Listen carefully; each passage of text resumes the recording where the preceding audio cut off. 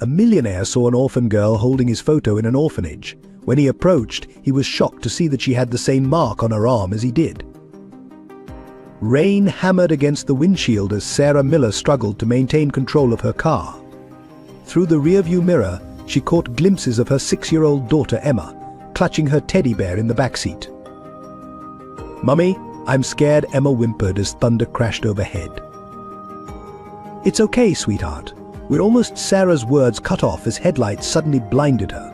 A truck had veered into their lane, its horn blaring through the storm. Sarah jerked the wheel, desperate to avoid collision. The car hydroplaned, spinning violently across the wet road. Time seemed to slow. Sarah saw Emma's terrified face in the mirror, those blue eyes, Jack's eyes wide with fear. The photo she always carried, the one of her and Jack from years ago, fluttered from the dashboard like a leaf in the wind.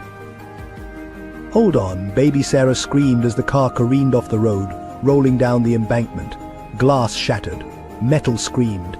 In those final moments, Sarah's only thought was protecting her daughter. The car came to rest upside down, rain drumming against the crushed roof. Sarah hung suspended by her seatbelt, blood trickling down her face. Through waves of pain, she heard Emma's soft sobs. "Emma? Emma, can you hear me?" "Mummy, I'm hurt." "There's something wet." Using her last strength, Sarah reached for her purse, fingers fumbling for the photo and the letter she'd written years ago but never sent. "Emma, listen carefully. The man in the photo, he's your father. His name is Jack. Jack Thornton. The man in the picture. But you said, I was wrong, so wrong to keep you apart. Find him, Emma. He's a good man. He'll love you as much as I do." Sarah's vision began to dim, but she forced herself to continue. "Promise me you'll find him." "I promise, Mummy. Please don't leave me." Sarah heard sirens in the distance. "I love you, my brave girl. Always remember that. And tell Jack. Tell him I'm sorry." As consciousness faded, Sarah's last thought was of the matching birthmarks, the small crescent shapes on Jack's neck and Emma's, the undeniable sign of their connection that she'd hidden for so long. Now that truth would die with her, unless Emma could find her way to the father she'd never known. Emergency lights flashed through the rain, illuminating a small girl with a teddy bear, a crumpled photo, and a destiny that would change more lives than anyone could imagine. If this heart-wrenching beginning moved you, join us on a journey of love, sacrifice, and redemption. Subscribe now to unlock more powerful stories that will touch your soul and remind you of life's most precious gifts. Jack Thornton stood at the floor-to-ceiling windows of his penthouse office, watching the city lights flicker like stars beneath him. At 42, he had everything money could buy, yet nothing that truly mattered. Forbes magazine lay open on his desk, his face on the cover with the headline, "The $2 billion man Jack Thornton's Rise to Power." 20 years ago, he'd started with nothing but ambition and a borrowed laptop in his parents' garage. Now, Thornton Industries dominated the tech industry, with offices in 12 countries and over 10,000 employees. Success had come at a price, though one he was only beginning to understand. His marriage had lasted barely 3 years before ending in a bitter divorce. His relationships since then had been brief and superficial, each woman seemingly more interested in his bank account than his heart. The endless cycle of business meetings, charity galas, and corporate acquisitions had become a hollow routine. The only real connection he'd felt was with Sarah Miller during that summer 15 years ago. She was different, genuine, caring, full of dreams about helping others. But she'd disappeared without explanation, leaving only a brief note about needing to find her own path. He'd tried to find her at first, but pride and hurt had eventually won out. Now she was just another ghost in his collection of regrets. Jack's fingers absently traced the crescent-shaped birthmark on his neck, a habit from childhood that surfaced when he was troubled. His executive assistant, Richard Walsh, had been pushing him to consider another merger, but something felt off about the deal. Richard had been with him since the beginning, helping build the company from nothing, but lately their visions seemed to be diverging. The intercom buzzed, interrupting his thoughts. Mr. Thornton, the board is waiting in the conference room. Tell them I'll be there in 5 minutes, Jack replied, straightening his tie in the window's reflection. Another day, another decision that would make him richer but not necessarily happier. As he gathered his papers, his eyes fell on a newspaper article about local orphanages struggling with funding cuts. He'd been meaning to set up a charitable foundation, good PR, his advisors said, but hadn't found the time. Something about the article tugged at him, but he pushed the feeling aside. There were deals to close, empires to build. Walking through the office, Jack noticed how his employees avoided eye contact, scurrying away like mice before a cat. When had he become so intimidating? When had success turned him into someone even he didn't recognize? The weight of his empty achievements pressed down on him as he approached the conference room. Through the glass walls he could see Richard already charming the board members, smooth as ever. Jack paused, straightening his shoulders and putting on the mask of the confident CEO everyone expected him to be. But before he could open the door, a strange sensation washed over him, a feeling that his life was about to change dramatically. He dismissed it as nothing more than stress, or perhaps that third cup of coffee. After all, what could possibly shake the carefully constructed world of Jack Thornton? Little did he know, across town in a run-down orphanage, a little girl with his eyes and his birthmark was clutching a worn photograph, dreaming of a father she'd never met but desperately needed to find. The door opened, and Jack stepped into the conference room, unaware that his greatest challenge and his greatest joy awaited him not in the boardroom, but in the heart of a child who would soon turn his world upside down. Emma sat alone in the corner of Sunrise Haven Orphanage's dimly lit playroom, tracing the outline of a man's face in the worn photograph she always carried. Other children played nearby, their laughter a stark contrast to her solitude. At 6 years old, she had already learned to make herself invisible, a skill born of necessity rather than choice. Miss Harrison, one of the newer caretakers, watched Emma with poorly concealed disdain. That strange birthmark she'd whisper to other staff members, pointing at the crescent shape on Emma's neck. It's almost unnatural. No wonder no one wants to adopt her. The old building creaked and groaned, its peeling walls holding countless stories of abandoned dreams. Emma's bed was in the far corner of the girls' dormitory, where shadows gathered thickest at night. She preferred it that way. It was easier to hide her tears when the nightmares came, the ones filled with screeching tires and breaking glass. Mrs. Winters, the orphanage's director, had once been kind to Emma, but that changed after discovering the girl's habit of stealing extra food from the kitchen. Ungrateful child. She'd scolded, not understanding that Emma was taking the food to share with younger children who were often left hungry. The other children had initially tried to befriend her, drawn by her quiet strength and the mysterious story of how she'd arrived at Sunrise Haven.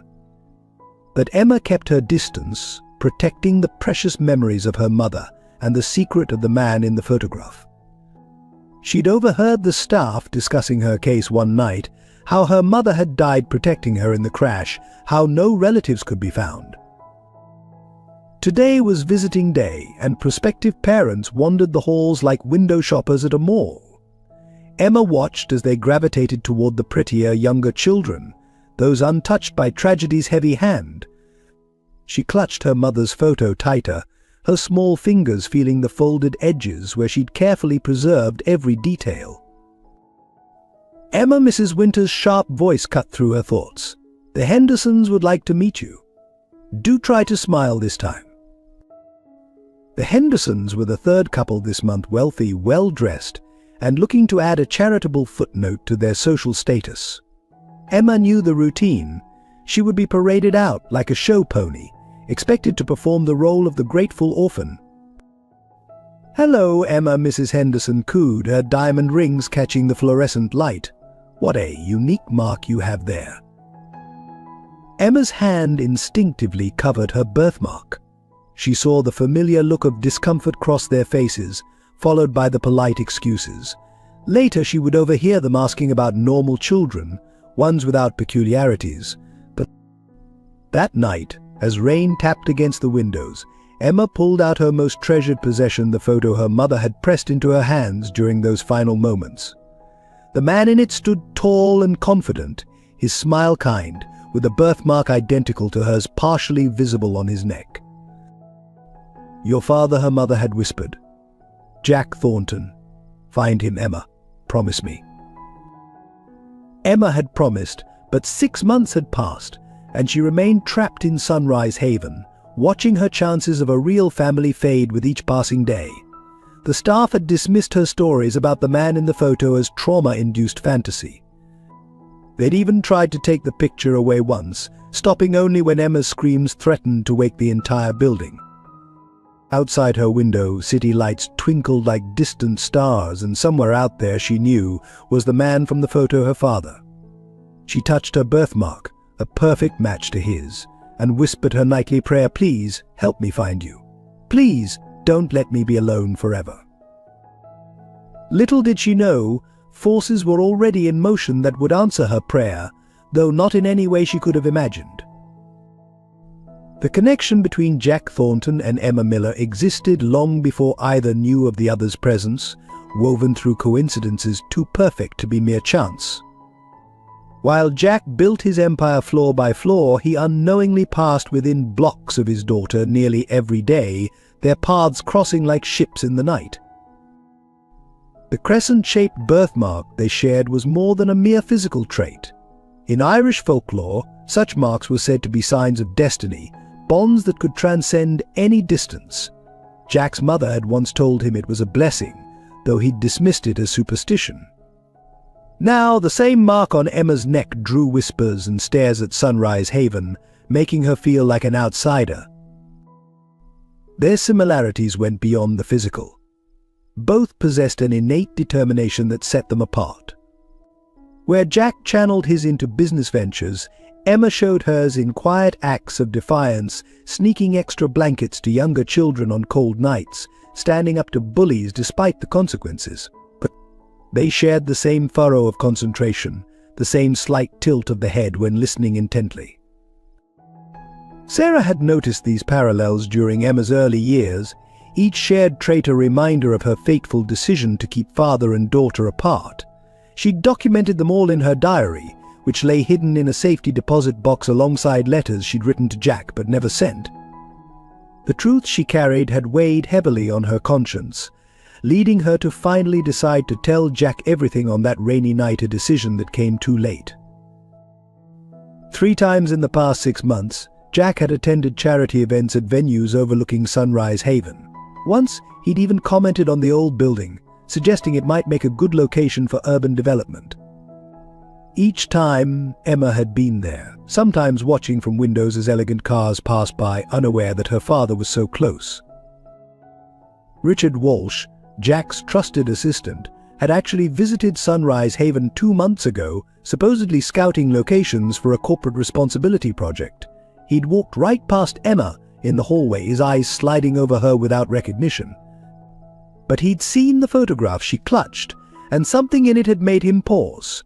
He'd requested the orphanage's records that same day, though his reasons remained his own. The staff at Sunrise Haven had their own theories about Emma's origins. Some believed Sarah's claims about Jack Thornton were delusions born of desperation. Others thought the matching birthmarks were too specific to be coincidental. A few even suggested that Sarah had been lying to protect someone else's secret. Yet the truth was there, hidden in plain sight.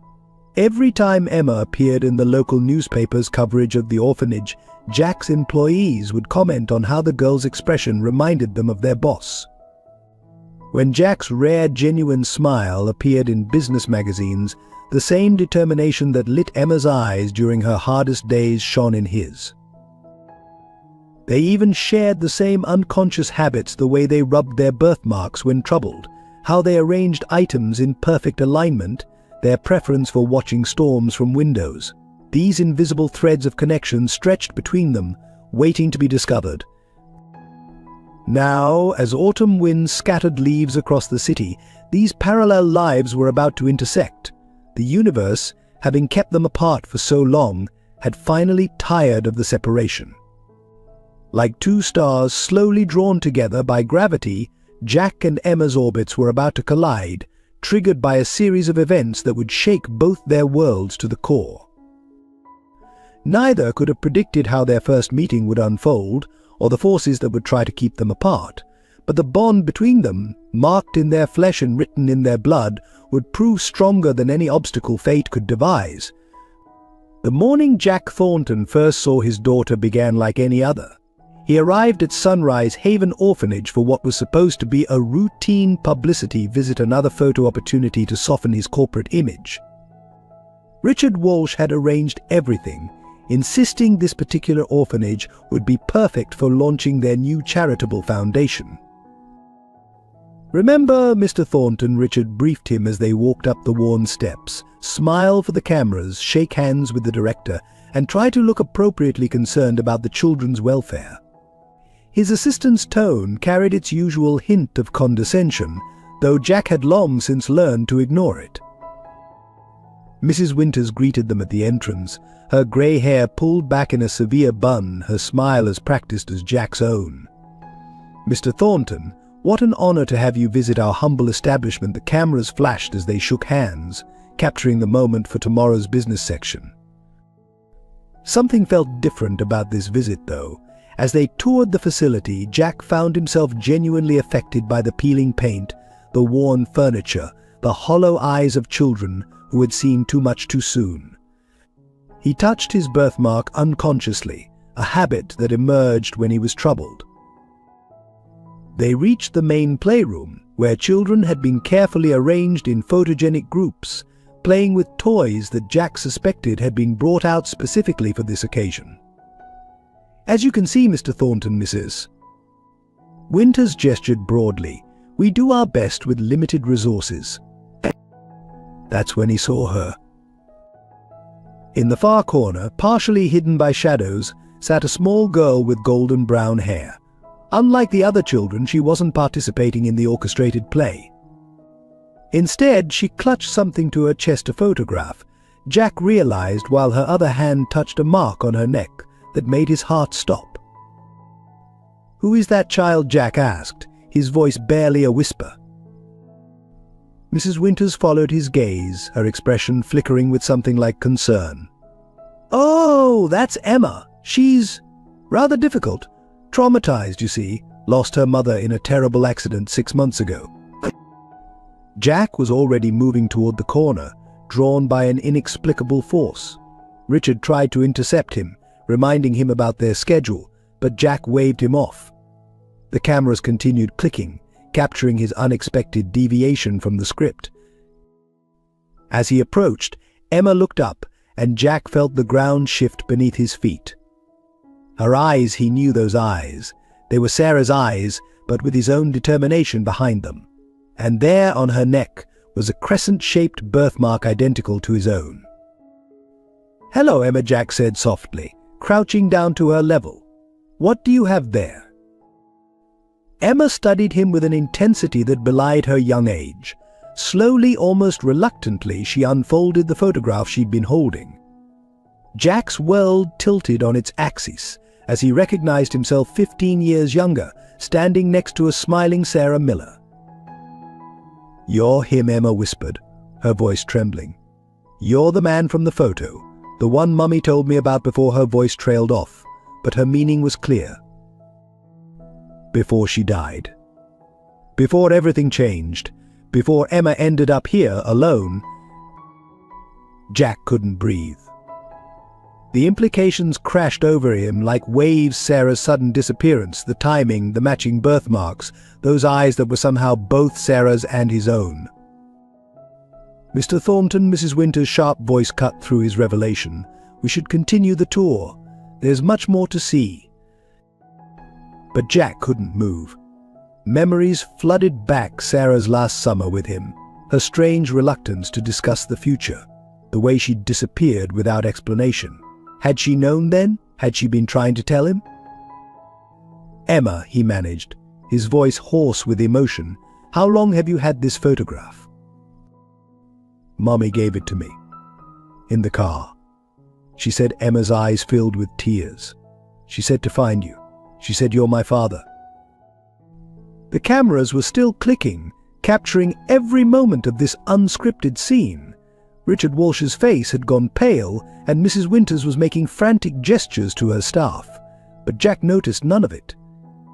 His entire world had narrowed to this corner, this moment, this child who carried his mark in Sarah's eyes. Mr. Thornton, Richard's urgent voice finally broke through.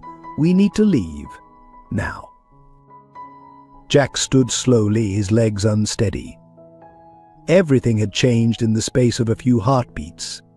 He looked down at Emma, who stared back with a mixture of hope and fear that broke his heart. I'll be back, he promised softly, though protocols and procedures screamed against such a commitment. We'll figure this out. As he was led away, Jack could feel Emma's eyes following him, and he knew with absolute certainty that his life would never be the same. The aftermath of Jack's discovery unleashed a storm of institutional resistance.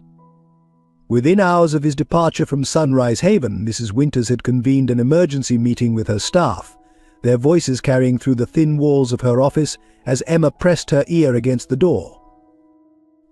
This is a disaster, Mrs. Winters declared, pacing behind her desk. Do you realize what this could mean for the orphanage?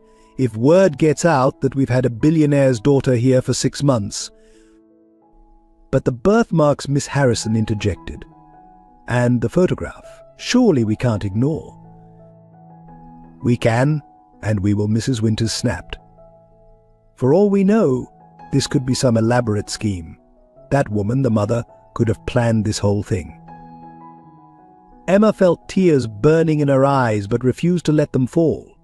She'd learned long ago that crying didn't change anything at Sunrise Haven. Meanwhile, across town, Jack sat in his office staring at his phone.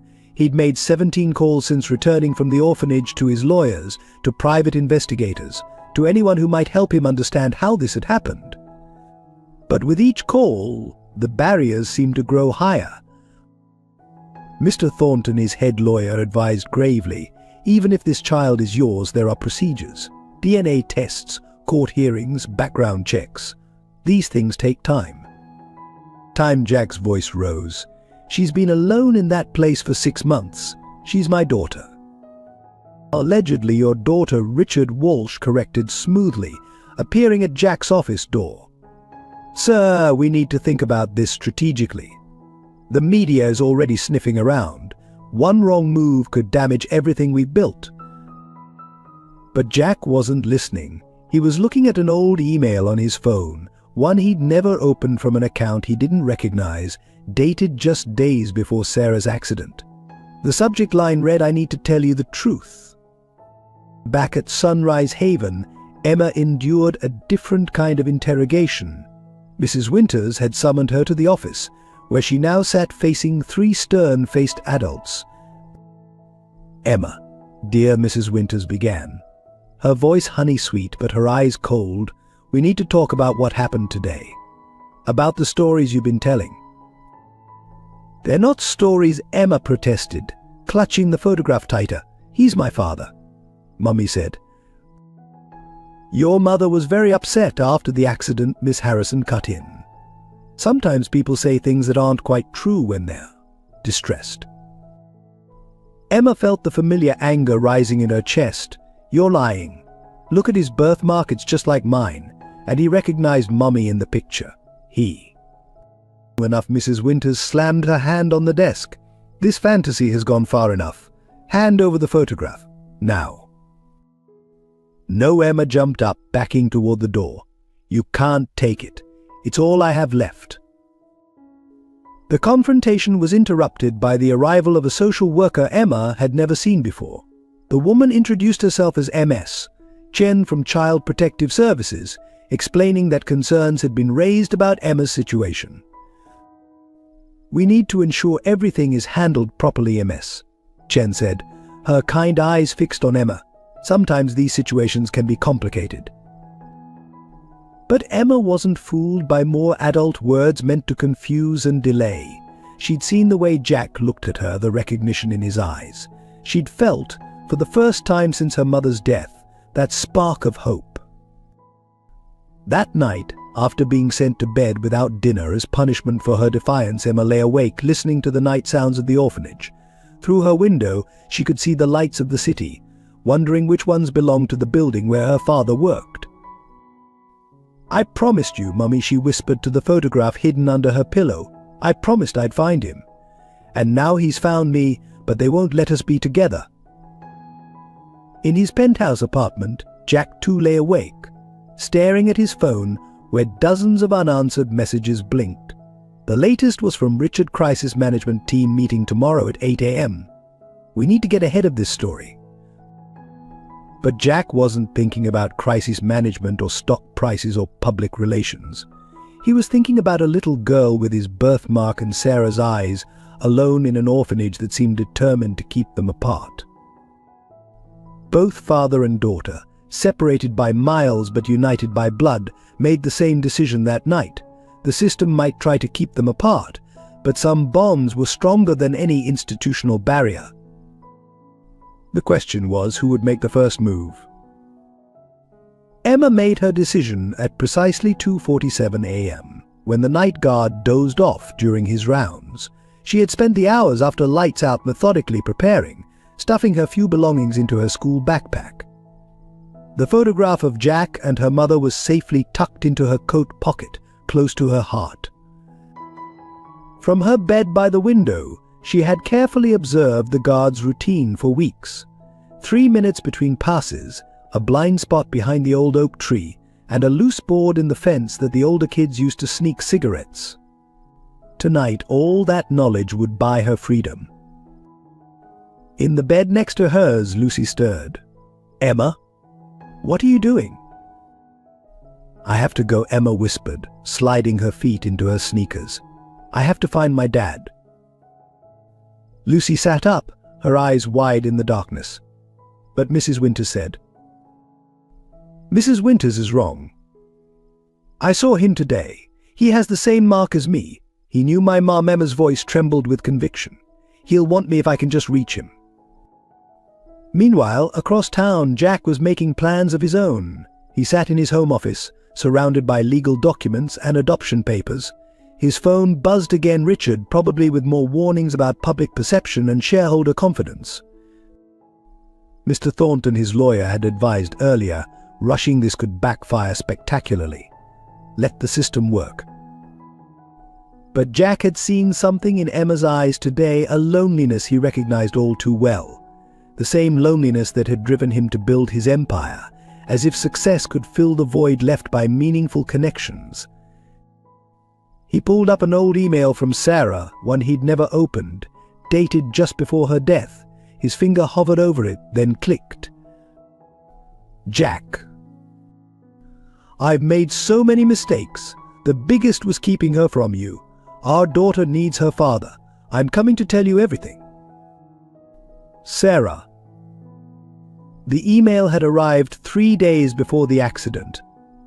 Back at Sunrise Haven, Emma crept down the hallway, her heart thundering in her chest, past Mrs. Winters' office, where light still shone under the door, past the kitchen, where dishes rattled, the night cook preparing tomorrow's breakfast. Each step could betray her.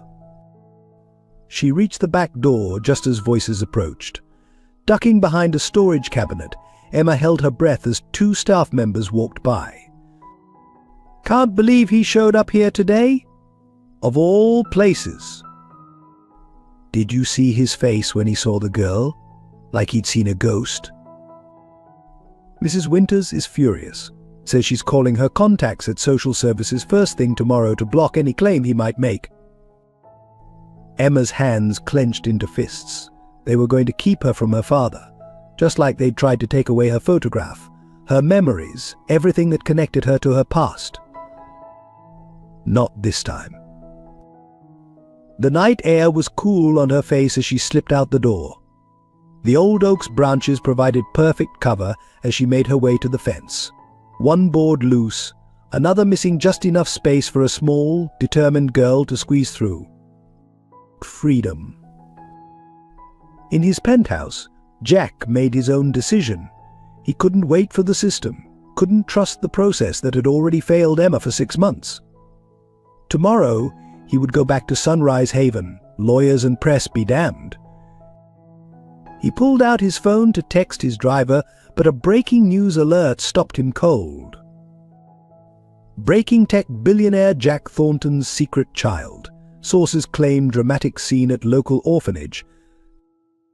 His phone immediately lit up with calls board members, shareholders, PR team. But all Jack could think about was Emma, alone in that place, probably scared and confused. At that exact moment, Emma stood on the sidewalk outside Sunrise Haven, her backpack clutched tight, staring at the city lights spread before her like a sea of stars. She pulled out the photograph, studying her father's face in the dim streetlight. "I'm coming, Daddy," she whispered, using the word for the first time. It felt right on her tongue, full of promise and hope. Behind her, an alarm began to sound at the orphanage. They'd discovered her missing. Soon, they would be looking for her. Emma took one last look at the building that had been her prison for 6 months, then turned toward the city. She didn't know exactly where Jack's building was, but she'd seen it in newspapers, the tallest one, with the big T on top. She started walking, her small figure disappearing into the shadows of the sleeping city, while behind her chaos erupted at Sunrise Haven, and across town her father prepared for battle, neither knowing their paths were about to collide in ways neither could imagine. The night held its breath, waiting to see what dawn would bring. Emma's small sneakers made little noise on the wet pavement as she navigated the darkened streets. The city looked different at night, transformed into a maze of shadows and unfamiliar shapes.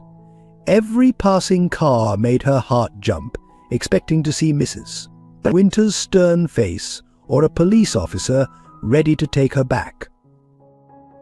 The photo of Jack was her compass, his smiling face giving her courage when fear threatened to overwhelm her. She remembered the way the T on his building had glowed in newspaper photographs, a beacon in the night sky. All she had to do was find it. But the city was bigger than she'd imagined, its streets more confusing. After an hour of walking, her legs ached and hunger gnawed at her stomach. She hadn't thought to bring food, only her treasured photo, a change of clothes, and her mother's small silver locket. A group of rowdy teenagers passed by, forcing Emma to duck into a doorway. Their laughter echoed off the buildings, reminding her of how alone she was. She clutched her backpack tighter, feeling the cold seep through her thin jacket. "Hey, little girl," a raspy voice called from the shadows. "You lost." Emma's blood turned to ice. A man emerged from a dark alley, his smile anything but friendly. She backed away slowly, remembering her mother's warnings about strangers. "Such a pretty little thing," he continued, moving closer. "Where are your parents?" Emma turned and ran, her feet pounding against the pavement. She could hear the man's heavy footsteps behind her, getting closer. Panic gave her speed she didn't know she possessed. Left, right, through a narrow passage between buildings Emma ran blindly, her lungs burning. The footsteps faded, but she didn't stop. She couldn't. When she finally paused to catch her breath, she realized with horror that she was completely lost. The streets here were darker, dirtier. Broken windows stared down at her like empty eyes. A cat yowled somewhere nearby, making her jump. Emma pulled out the photo again, tears blurring her vision. "I'm sorry, Daddy," she whispered. "I don't know where to go." Meanwhile, across town, Jack was living his own nightmare. The news of Emma's disappearance had reached him through Richard, who seemed more concerned about the potential PR disaster than the missing child. "The police are already involved," Richard reported, his voice clinical. "It's only a matter of time before they connect her disappearance to your visit today. We need to distance ourselves." "Distance ourselves," Jack exploded, throwing his phone against the wall. "She's my daughter." "Allegedly," Richard corrected smoothly. And right now she's a liability. Think about the shareholders. Get out, Jack's voice was deadly quiet. Get out of my office before I do something we'll both regret. As soon as Richard left, Jack grabbed his car keys. To hell with protocol. To hell with PR. To hell with everything except finding his daughter. He would search every street himself if he had to. The city streets were a blur as Jack drove, his eyes scanning every shadow, every corner. Where would a scared 6-year-old go? What would she be looking for? His building, he realized suddenly. The Thornton Tower was visible from miles around. Would Emma try to find it? He changed direction, heading toward the industrial district, where abandoned warehouses created a maze of dangerous streets. From there, the tower would be visible, but the path to it was treacherous. Rain began to fall, light at first, then heavier.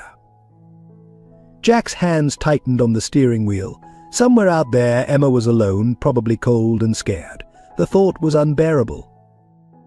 His phone rang the police, asking for a statement about his connection to the missing child. Jack ignored it. Another call, Mrs. Winters, probably with more excuses and bureaucratic nonsense. Ignored. A figure darted across the street ahead, small, fast, terrified. Jack's heart leapt, but it was just a stray cat.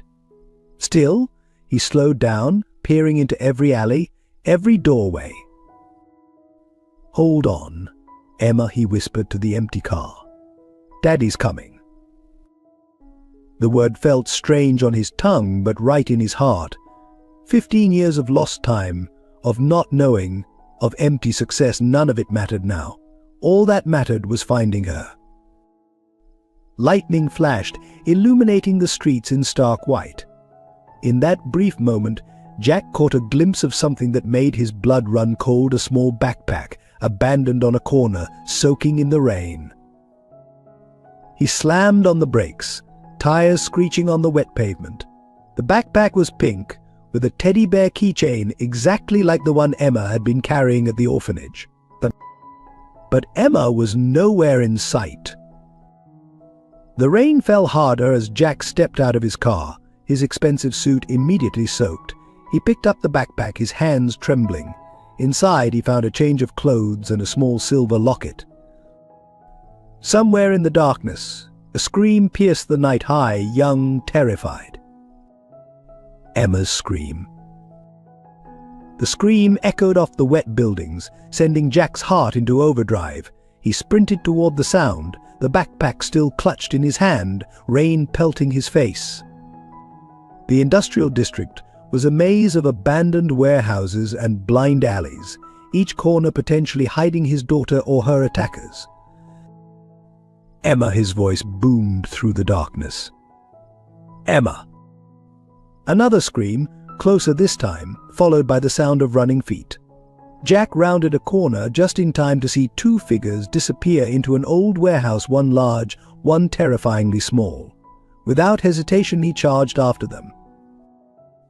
The warehouse interior was pitch black, the rain drumming on the metal roof, creating an eerie percussion.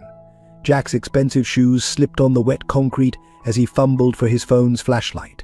The beam cut through the darkness, revealing fallen beams and rusted machinery. "Let me go," Emma's voice echoed from above. "Please. I just want to find my daddy." Jack's blood turned to ice. She was up there somewhere in the darkness with someone who meant her harm. He swept the flashlight beam across the upper level, catching glimpses of a metal catwalk. "Your daddy?" a man's voice sneered. "You mean the rich man from the news? Think he wants a dirty little orphan?" "He's my real daddy. Look at the picture, we have the same mark." Jack moved toward the stairs, trying to stay quiet despite his racing heart.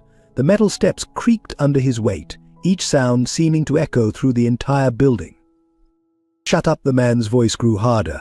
"That photo's worth something now. And you. Well, rich men pay a lot to get their secrets back." The implications of those words sent rage coursing through Jack's veins. He reached the catwalk, his flashlight beam finding them at last. Emma was backed against a railing, her clothes soaked, her face tear-stained but defiant. But a large man in a dirty jacket was reaching for her, his intentions clear in his cruel smile. "Get away from my daughter," Jack's voice was thunder in the darkness. The man spun around, startled. Emma's face lit up with recognition and hope. "Daddy!" Well, the man recovered quickly, moving to grab Emma.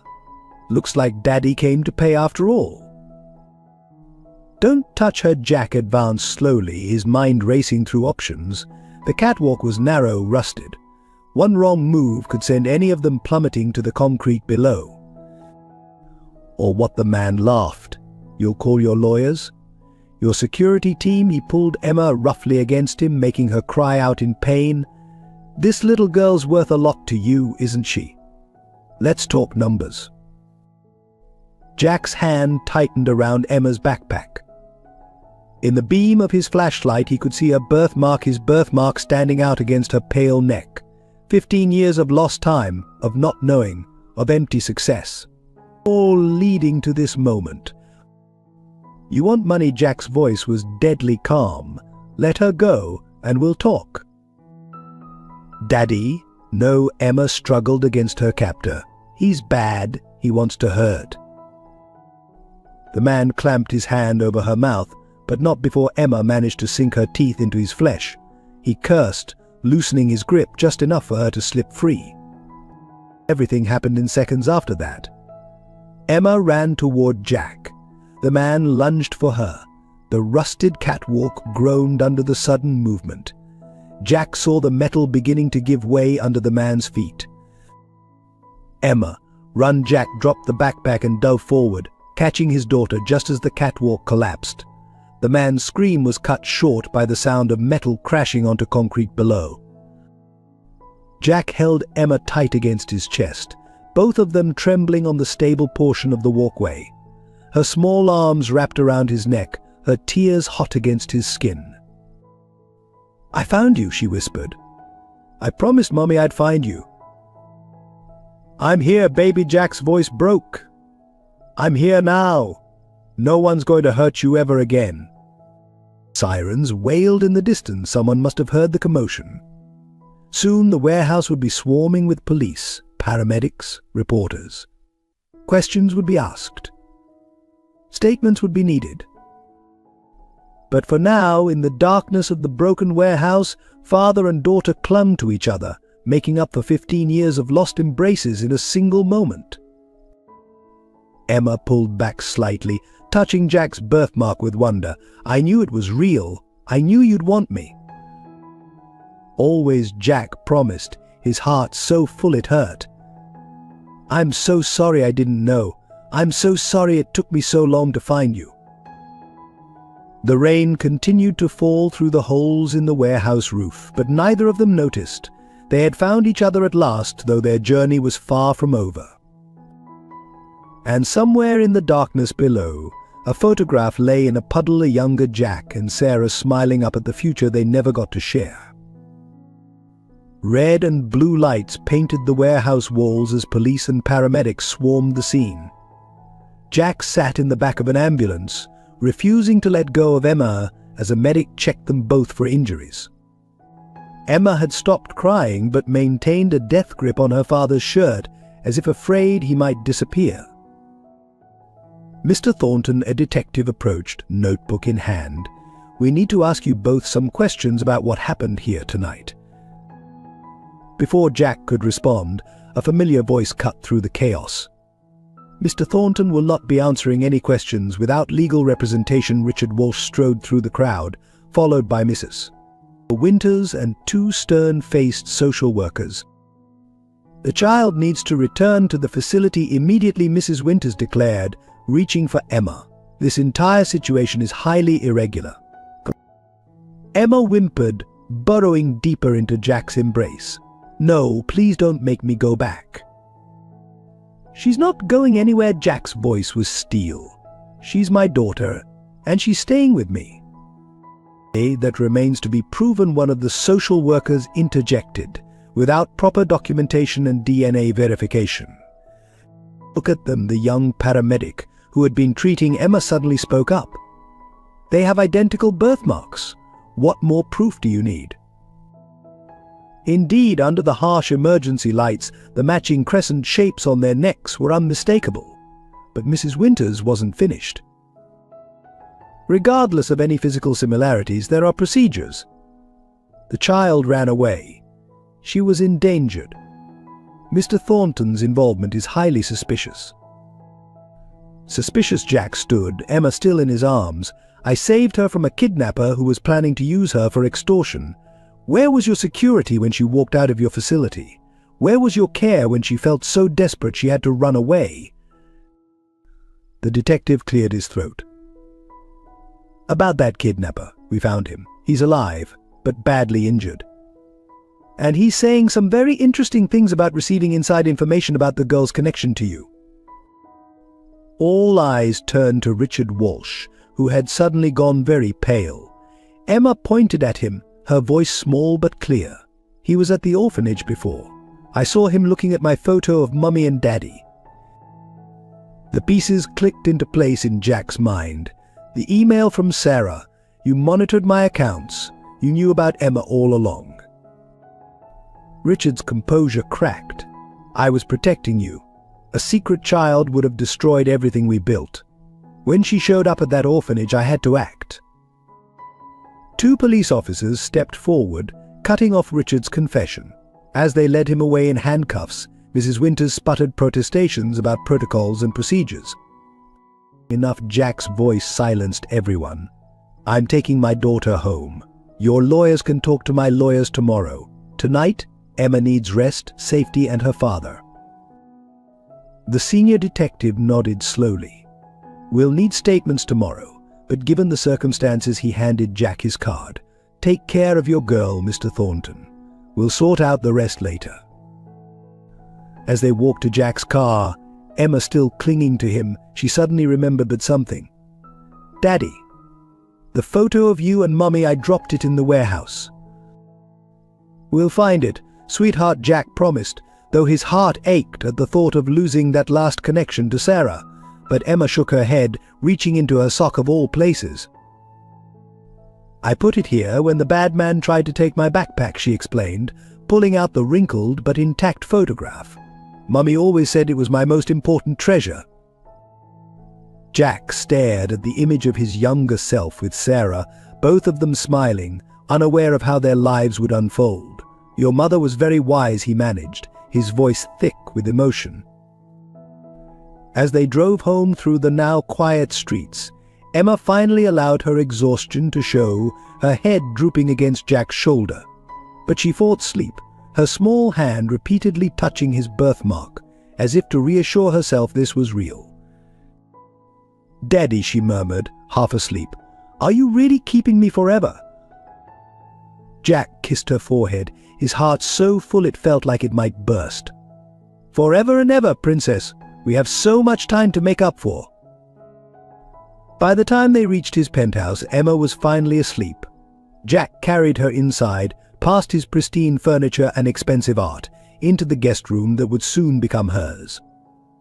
As he tucked her in, her small hand still clutching his shirt, he made a silent promise to Sarah. I'll protect her with my life. I'll give her all the love we should have shared as a family. I'll make sure she knows how much her mother loved her. Outside, the storm had passed, leaving behind a sky beginning to lighten with dawn. A new day was coming, the first of many for this father and daughter who had found each other against all odds. But the real challenges were just beginning. The morning sun streamed through floor-to-ceiling windows as Emma woke in her new room, momentarily disoriented by the soft sheets and unfamiliar luxury. For a terrifying moment, she thought last night had been a dream until she heard Jack's voice in the hallway. I don't care about the board meeting. Cancel everything for the week of pause. Because my daughter needs me, that's why. Emma slipped out of bed, still wearing her clothes from yesterday. She padded to the doorway, peeking out to see Jack pacing the hallway, phone to his ear, his usual pristine suit replaced by casual clothes. The DNA results. Rush them. I want them today. Another pause. Yes, I understand it usually takes longer. Money isn't an issue.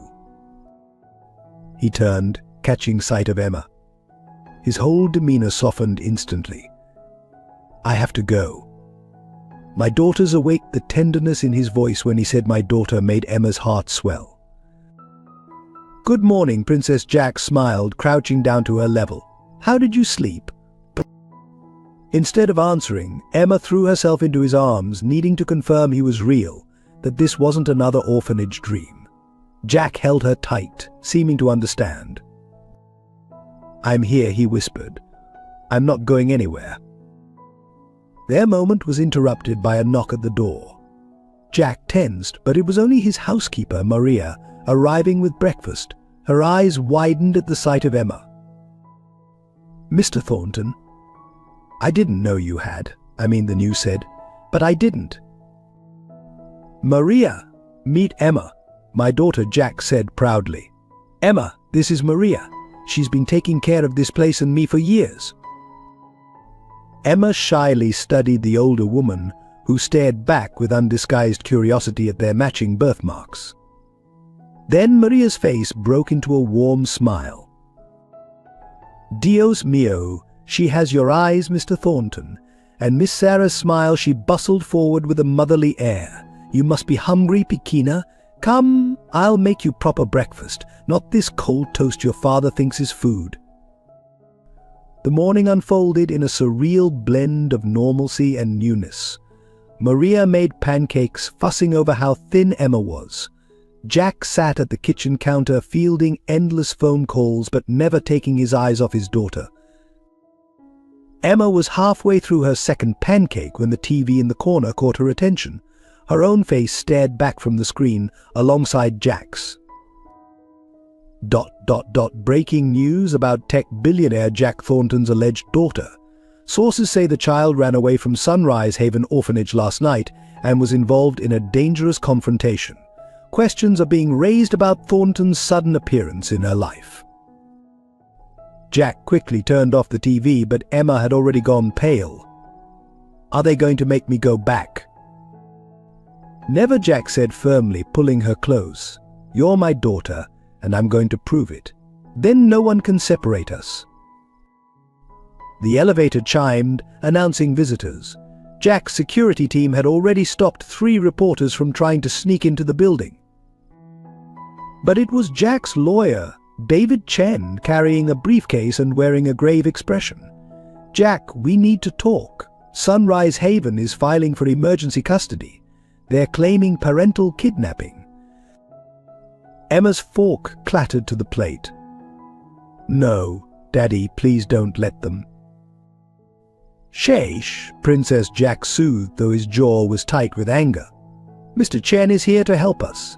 He's going to make sure you stay right here where you belong. David spread papers across the counter, careful to avoid the syrup. The DNA results should be in this afternoon. Once we have those, we can file for emergency custody ourselves. But Jack, there's something else. He pulled out a thick file. I did some digging into Richard Walsh's activities over the past 6 months. He didn't just know about Emma, he actively worked to keep her existence hidden. Their emails, money transfers to Sunrise Haven staff. That man, Emma suddenly spoke up, her voice small. The one who tried to take me last night. He said someone told him about me, about the photo. He knew things. Jack's face darkened with fury, but he kept his voice gentle for Emma's sake. David, I want everything. Every email, every phone call, every cent Richard moved. He didn't act alone. Already on it, David nodded. But Jack, the press is going wild with this. Your board is calling for an emergency meeting. Some shareholders are threatening to sell. Let them, Jack said dismissively. I have more important things to worry about now. He looked at Emma, who was trying to appear brave despite her trembling lower lip. In that moment, Jack made a decision that would change both their lives forever. David, draft a press release. I want to hold a conference this afternoon. After the DNA results come in, it's time to tell our story, the whole story. Are you sure? David asked carefully. once you go public like that. I'm done hiding, Jack declared. My daughter spent 6 months alone in that orphanage because of secrets and lies. No more. Emma slipped her small hand into his larger one. Can I come too, Daddy? To the press thing? Jack hesitated, protective instincts warring with pride in her courage. There will be lots of people, lots of cameras. I'm not scared, Emma lifted her chin. Not when I'm with you. Maria, who had been quietly listening while preparing more pancakes, wiped tears from her eyes. She is your daughter, Mr. Thornton. Same stubborn heart. As if to prove the point, Emma touched her birthmark, then Jack's their unique connection, now a symbol of defiance against those who would separate them. The sun climbed higher over the city, promising a day of battles ahead, but father and daughter would face them together, their bond growing stronger with each passing hour. They didn't know it yet, but the biggest revelations were still to come. The DNA results arrived just before noon, though Jack hardly needed the official confirmation. Every look, every gesture from Emma echoed either himself or Sarah so perfectly that biology seemed obvious. Still, watching the lab technician confirm a 99.9% match brought tears to his eyes. Congratulations, Mr. Thornton, the technician smiled. She's definitely your daughter. Emma, who had insisted on being present, beamed with vindication. See? I told Mrs. Winters I wasn't making things up. But their celebration was interrupted by David bursting into the room, his face grave. Jack, we have a problem. A big one. He handed over his tablet, displaying emails recovered from Richard Walsh's private server. As Jack read, his face went from confused to thunderous. Son of a... He caught himself, glancing at Emma. Princess, could you wait outside with Maria for a moment? Emma looked ready to protest, but saw something in her father's expression that made her nod. Once she left, Jack turned to David. Richard knew. Not just about Emma, he knew about Sarah's accident. These emails. He had someone watching her. He knew she was coming to tell me about Emma. David nodded grimly. There's more. The brake lines on Sarah's car? They weren't just worn out, they were tampered with. Jack felt the world tilt beneath his feet. Are you saying? Richard didn't just hide Emma's existence. He may have been responsible for Sarah's death. The revelation hit Jack like a physical blow. All these years, he'd trusted Richard, made him his right-hand man. While all along, a small sound made both men turn. Emma stood in the doorway, her face pale. She'd heard everything. Emma, sweetheart, Jack started, but Emma was already running. He caught her in the hallway, pulling her into his arms as she sobbed. He killed my mummy? He killed her because of me? No, baby. No, Jack held her tight, his own tears falling. Never because of you. Your mother loved you so much. She was so brave, trying to tell me the truth. Emma's small body shook with grief.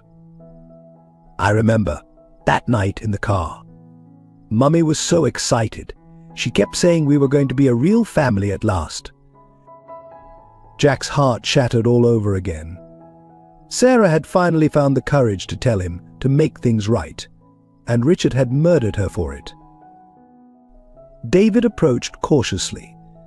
Jack, the police are on their way to arrest Richard, but we found something else in his files, something about Sarah's brother Michael. Uncle Mike Emma looked up, sniffling. Mommy said he was away. He was in prison, David explained gently, released 6 months ago. According to these emails, Richard hired him to keep tabs on Emma at the orphanage. He was supposed to make sure she never connected with Jack. The man from last night, Emma whispered. The one who tried to take me. He knew things about Mummy. Jack's blood ran cold as the pieces clicked into place. Michael Miller had been the kidnapper, Sarah's own brother, working with Richard to keep Emma's existence hidden. Why? Emma asked, her voice small. Why did they want to keep us apart? Jack wished he had a simple answer, but the truth was ugly. Money, power, control. Richard knew that if I found out about you, everything would change. The company, my priorities. He couldn't control me if I had something more important in my life. Emma touched her birthmark uncertainly. You, Jack confirmed, kissing her forehead.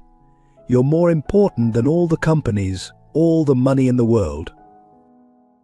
David cleared his throat. Jack, the press conference is in an hour. With these revelations, we tell everything Jack decided. The whole truth. Emma deserves that much. The world needs to know what really happened to Sarah. Emma straightened in his arms, wiping her eyes. Can I talk too? About Mummy. Jack studied his daughter's face, so young, yet so determined. Are you sure, Princess? There will be lots of people, cameras. Mummy always said the truth is important, Emma declared, even when it's scary, even when it hurts.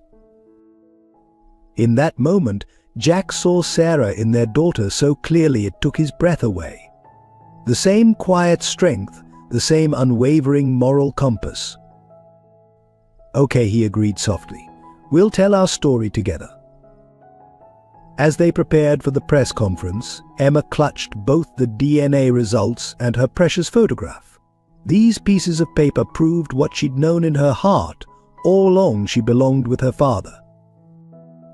But somewhere in the city, in a police interrogation room, Richard Walsh was already spinning his own version of events, and in another part of town, Michael Miller was being treated for his injuries, harboring secrets that could still tear their newfound family apart.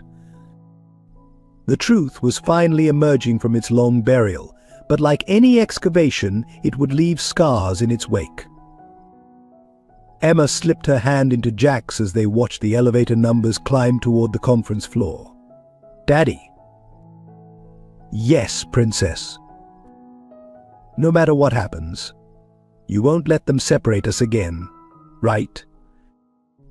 Jack squeezed her small hand, thinking of all the forces that had kept them apart for so long. Never again, Emma. We're a family now, forever. The elevator doors opened to a sea of cameras and microphones.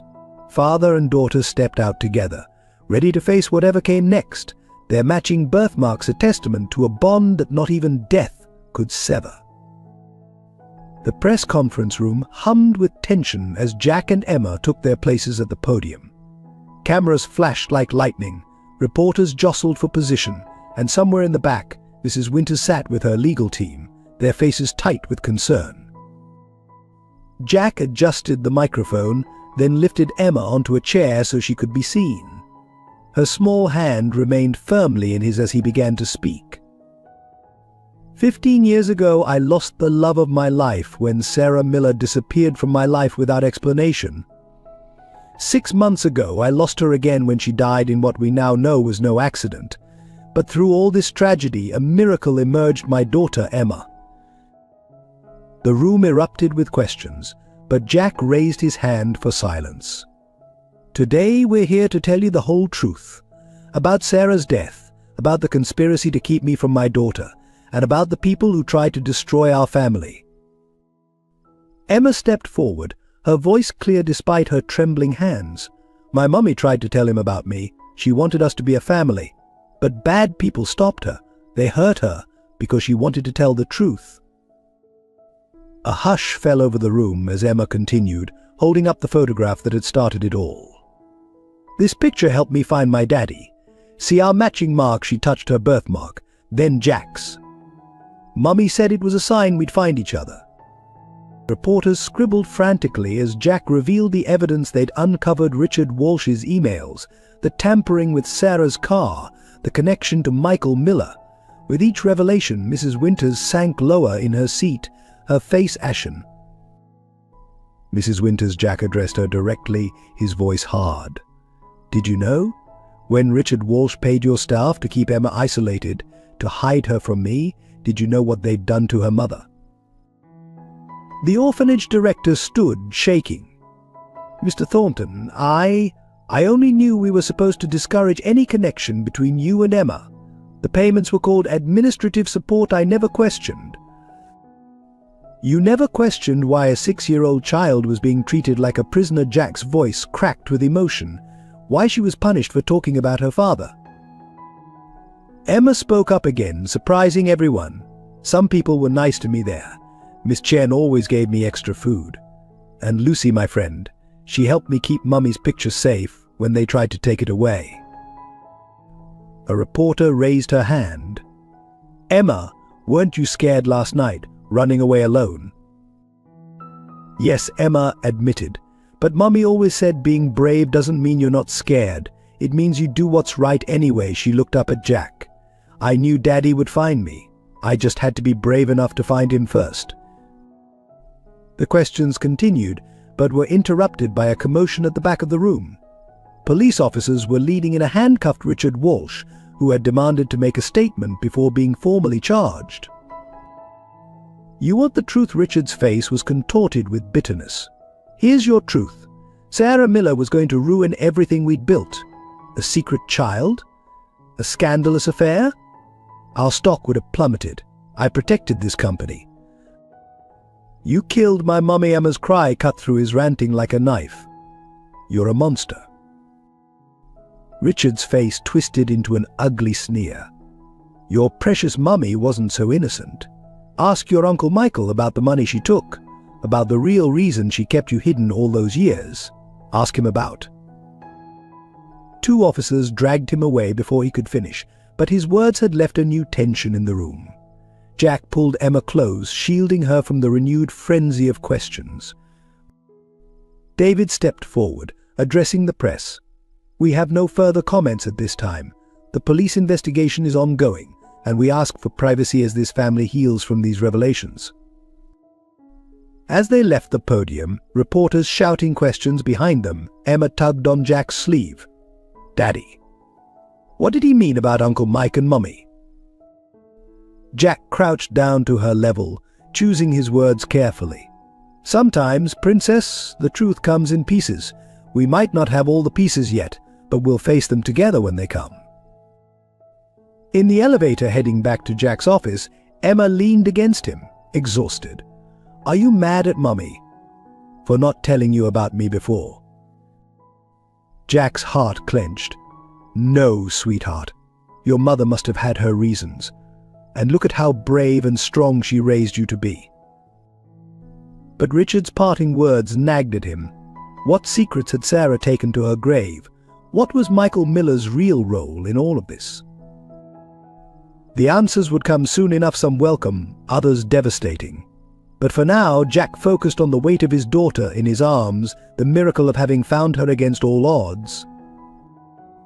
As the elevator climbed, Emma pulled out her mother's photograph once more. "Daddy, can we put this somewhere special, so Mummy can watch over us?" Of course, Princess. Jack kissed her forehead, blinking back tears. "She's always watching over us. She led us back to each other." But the truth had begun to emerge, but like a stone cast into still water, its ripples would continue to spread, touching lives and revealing secrets that had long remained hidden in the depths. The truth about Michael Miller emerged 3 days after the press conference, in a way no one could have predicted. Jack was in his home office, reviewing security arrangements for Emma's protection, when David burst in without knocking. Turn on the news, now. On every channel, Michael Miller's bruised face filled the screen. He'd called a press conference from his hospital room against his lawyer's advice. Sarah wasn't just trying to tell Jack about Emma that night. Michael's voice trembled. She was going to expose everything. The embezzlement, the offshore accounts, all of it. Richard Walsh had been stealing from Thornton Industries for years, and my sister found the proof. Emma, who had been coloring nearby, dropped her crayon. "Daddy." Jack pulled her onto his lap, both of them transfixed by Michael's confession. "Richard approached me 6 months ago, right after I got out of prison. He knew about my history with fraud. Offered me a deal, keep Emma away from Jack, and he'd make my record disappear. I was supposed to watch her at the orphanage, make sure she never got adopted. Tears streamed down Michael's face. But I didn't know. I swear I didn't know he'd killed Sarah. When I figured it out, I tried to back out. That's when he threatened Emma. The accident, Emma whispered. When Mummy was taking me to see you. Sarah had evidence, Michael continued on screen. Documents, recordings, everything needed to prove Walsh had stolen millions. She kept it all in a safety deposit box. The key, he paused, looking directly into the camera. Emma, honey, the key is in your mother's locket, the one she always wore. She wanted you to have it, to keep it safe, until you found your father. Jack's blood ran cold. The locket, Emma's most precious possession, had disappeared during her escape through the city. My locket, Emma cried. The bad man. He grabbed my backpack, and it fell. We have to find it, Daddy. Before Jack could respond, David's phone rang. His face went pale as he listened. Jack, Walsh escaped custody 20 minutes ago. They think he heard about Michael's confession and... The crash from the living room cut him off. Jack barely had time to push Emma behind his desk before the office door burst open. Richard Walsh stood there, wild-eyed, holding a gun. His expensive suit was torn, his carefully maintained facade shattered. "Where's the locket?" he demanded. "Where's the key?" Richard, Jack said calmly, though his heart hammered. "Think about what you're doing. The police are already." "Shut up," Richard's hand shook. 15 years of perfect plans, ruined by that brat and her interfering mother. All Sarah had to do was stay away, take the money I offered her. But no, she had to play hero. Emma whimpered behind the desk. The sound drew Richard's crazed gaze. "Come out, little girl. Tell Uncle Richard where Mummy's locket is." "Don't you dare speak to her," Jack growled, shifting to block Richard's view. Still protecting her, Richard laughed bitterly. "You don't even know the whole truth about Sarah, about what she did." "I know she died protecting our daughter," Jack interrupted. "I know she was braver than you'll ever be." Richard's face contorted. "Brave?" "She was a thief. She stole company documents, threatened to expose everything I'd built." "Everything you stole," David corrected, edging toward the alarm panel. "Stay where you are." Richard swung the gun toward David. "Nobody moves until I get that key." Emma's small voice came from behind the desk. "I know where it is." "Emma?" "No," Jack started, but she was already standing, her chin raised defiantly. "Mummy told me where she hid it. Before the accident." Richard lowered the gun slightly. "Tell me." "Emma, don't." Jack's protest was cut off by Richard pressing the gun to his head. "Tell me now, or Daddy joins Mummy." Emma's lower lip trembled, but her voice stayed steady. "It's in her grave," Mummy said. "She said if anything happened to her, to look in the silver box buried with her." Richard's triumphant smile froze. "You're lying." "I'm not." Emma's eyes filled with tears. "She made me promise. She said only someone who really loved her would go there to find it." The words hung in the air, a challenge and an accusation. Richard's hand shook violently. "You're just like her," he spat. "Both of you, thinking you're so clever. Fine, we'll all take a little trip to the cemetery. One big happy family."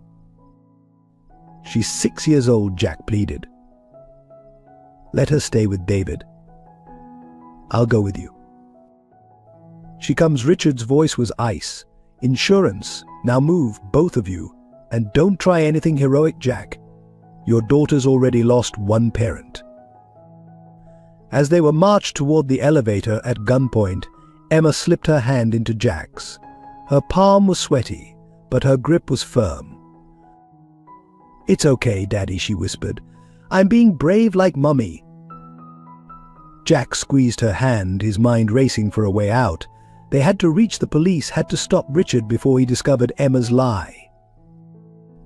Because Jack knew there was no silver box, no key hidden in Sarah's grave. Whatever evidence she'd had, whatever secrets still waited to be revealed, would have to wait. Right now, all that mattered was keeping Emma safe.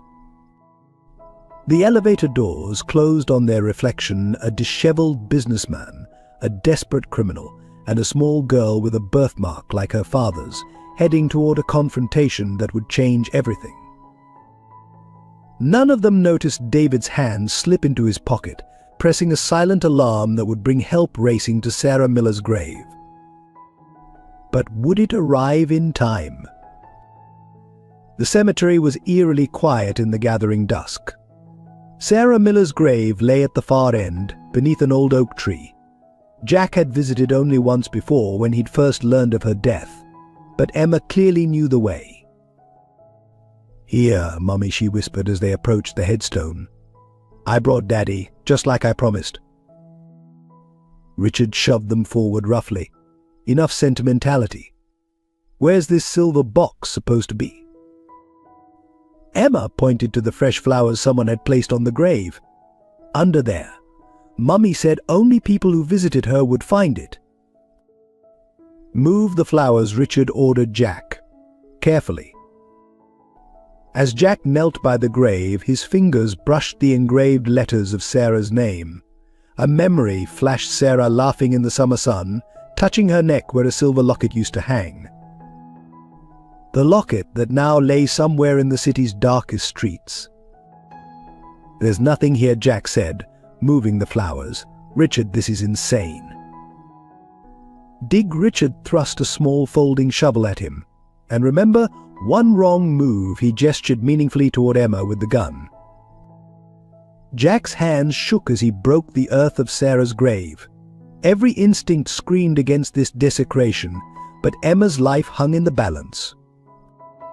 "I'm sorry, Sarah," he whispered.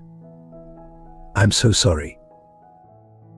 Emma stood perfectly still, her eyes fixed on something behind Richard. When she spoke, her voice was oddly calm. "Mummy said you were afraid." Richard's grip on the gun tightened. "Shut up. She wrote about you in her diary, about how you begged her not to tell when she found out what you did." I said, "Shut up." Richard's voice rose hysterically. "She kept the real evidence somewhere else," Emma continued. "The silver box was just to trick bad people. Like you." Jack paused in his digging, realizing what his daughter was doing. She was buying time, playing on Richard's paranoia. "You're lying," Richard snarled. "Your mother was nothing but a nosy secretary who didn't know when to mind her own business." "She was smarter than you." Emma's chin lifted defiantly. "She knew you'd hurt her. That's why she gave the real proof to someone else." Richard's face contorted with rage. He grabbed Emma's arm, yanking her closer. "Tell me who. Tell me now." "Let her go." Jack lunged forward, but froze as Richard pressed the gun to Emma's temple. "One more step and she dies. Now tell me, you little brat, who has the evidence." Emma's voice dropped to a whisper. "The person standing right behind you." Richard spun around, gun swinging wildly, and found no one there. In that split second of distraction, several things happened at once. Emma stomped hard on Richard's foot, just as Jack taught her in their self-defense lessons. Jack tackled Richard from the side, and the gun went flying. Emma dove for cover behind Sarah's headstone. "Run!" Emma, Jack shouted, grappling with Richard on the sacred ground. "Run!" But Emma didn't run. Instead, she scrambled toward the fallen gun, her small hands closing around it just as Richard threw Jack off and lunged for her. "Give me that, you little..." "Don't touch my daughter!" Jack's roar echoed through the cemetery as he threw himself between them.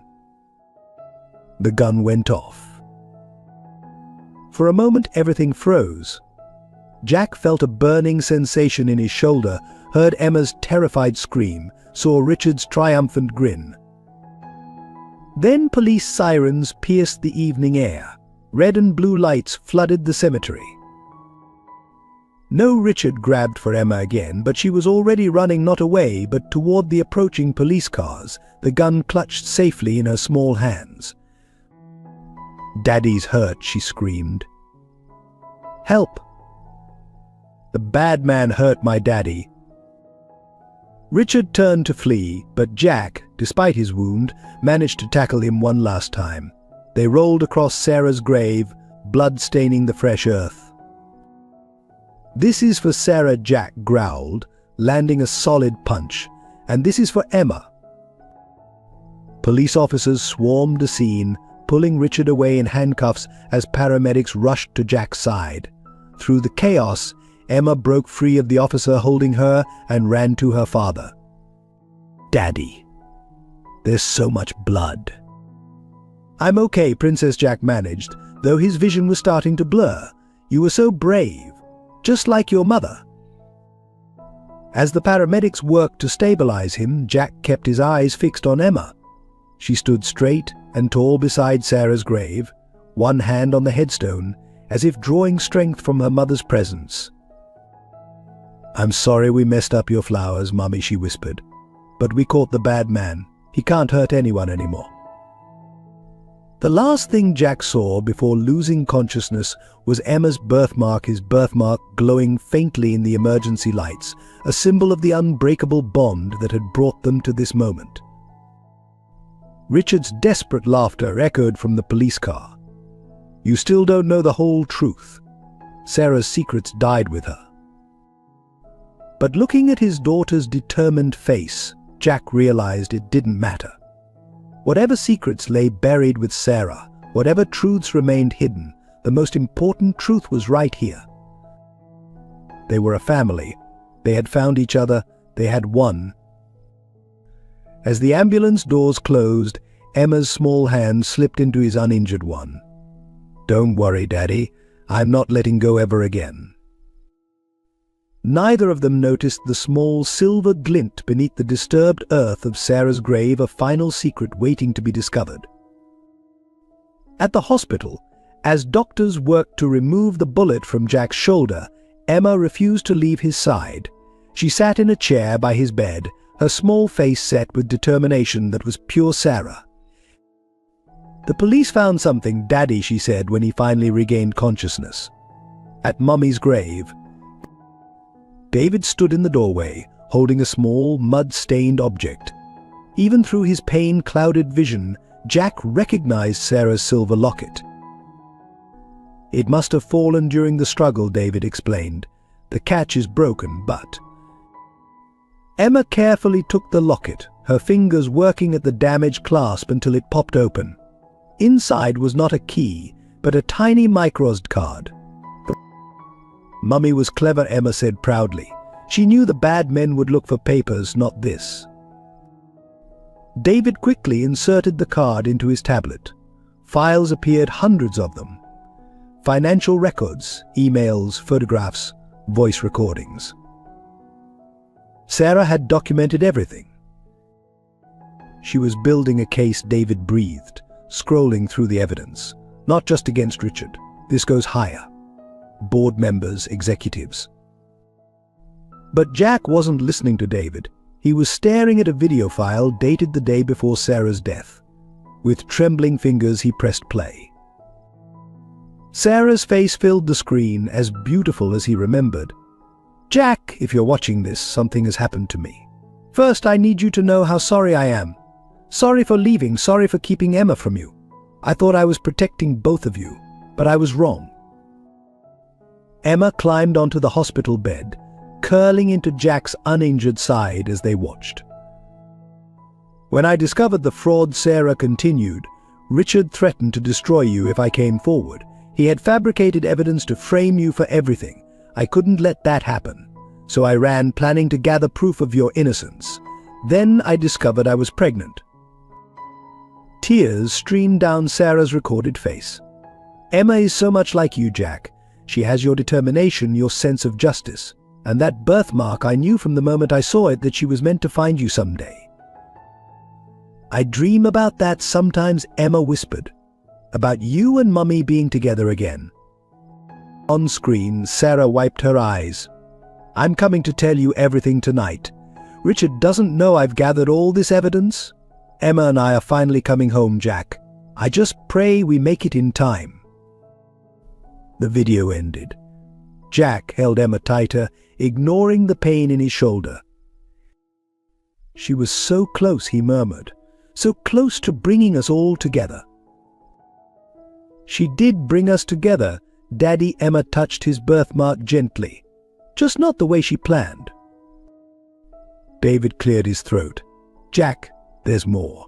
Sarah didn't just document the fraud. She was working with the FBI. There's an agent's card in here. A commotion in the hallway interrupted him. 2 FBI agents entered, followed by Michael Miller in handcuffs. I need to tell them, Sarah Michael said to the empty air. I need to tell them everything. Emma shrank against Jack as her uncle was led to a chair, but Michael's face held only remorse. I knew about the brake lines, he confessed. Richard told me after, bragged about it. Said Sarah should have kept her nose out of his business. I wanted to come forward, but he threatened Emma, said she'd have an accident too. You could have protected her. Jack's voice was hard. You could have brought her to me. Michael hung his head. I'm not brave like Sarah was, but she knew Richard would try again. That's why she made sure Emma had that photo, made sure she knew about you. She believed love would find a way. The FBI agents confirmed Michael's story. With his testimony and Sarah's evidence, the entire conspiracy would be exposed. Richard and his co-conspirators would never see freedom again. But none of that mattered to Jack as much as the small girl curled against him, her breathing steady as she finally succumbed to exhaustion. Mr. Thornton, one agent said softly, Sarah Miller was a hero. She saved your company, protected your daughter, and ultimately brought down a criminal enterprise. Her final recording. Would you like to hear it? Jack looked at Emma's sleeping face, so peaceful despite everything she'd endured. Not now. Let her rest. We have time. Because that was Sarah's final gift to them, time. Time to heal, time to build the family she'd dreamed of, time to honor her memory by living the life she'd sacrificed everything to protect. As night fell over the hospital, Jack watched his daughter sleep. The matching birthmarks on their necks seemed to glow faintly in the dim light. A sign, Sarah had called it. A sign that love would find a way. Thank you, Sarah, Jack whispered to the quiet room. For her. For everything. And somewhere, perhaps, Sarah smiled, knowing that her greatest treasure, the love between a father and daughter, was finally safe in each other's keeping. But even as peace settled over the hospital room, one final secret remained in Sarah's files, waiting to change their lives one last time. The morning Jack was released from the hospital, Emma insisted on visiting Sarah's grave again. The police had restored the disturbed earth, and fresh flowers covered any sign of the violent confrontation that had occurred there.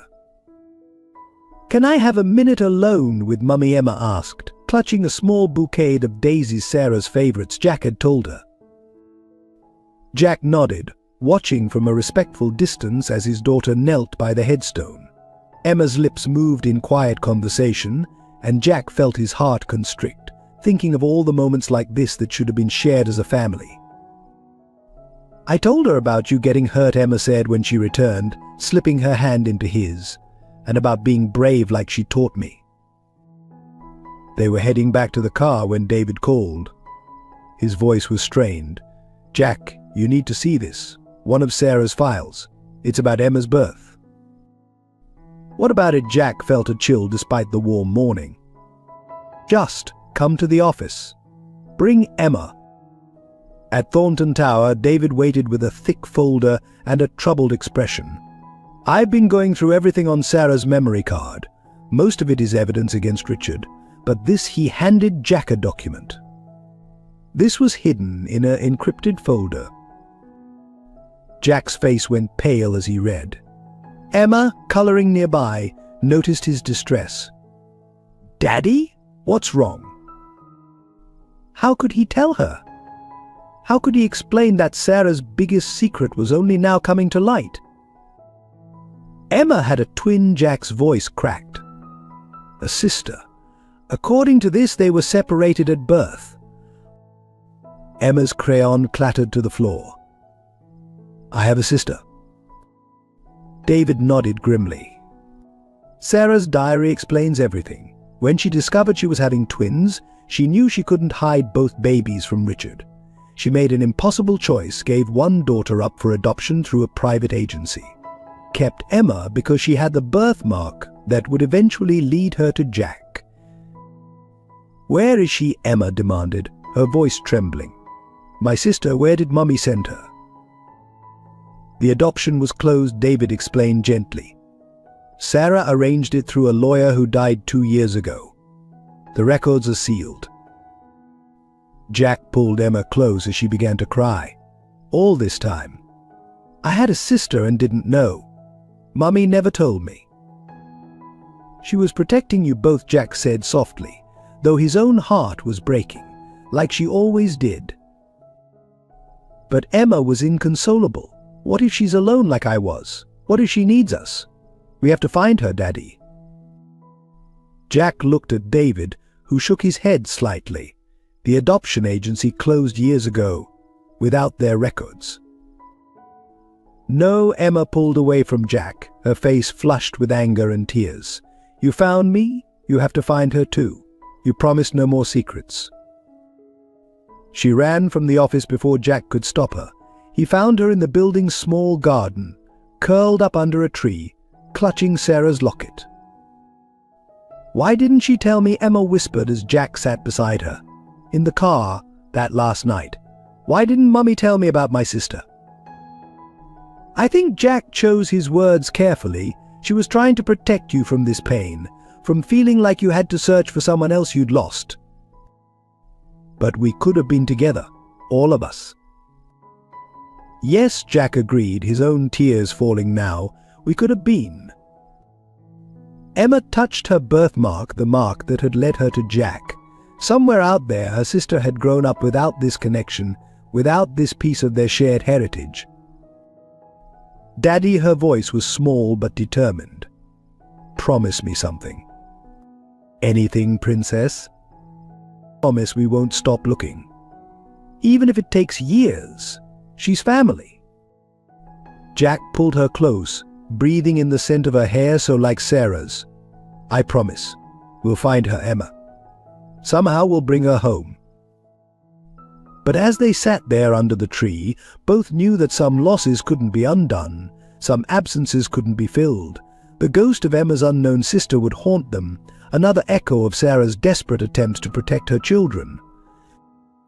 Above them, clouds gathered, and a soft rain began to fall, nature's tears for a family fractured by secrets and fear, yet bound together by an unbreakable love that transcended even death itself.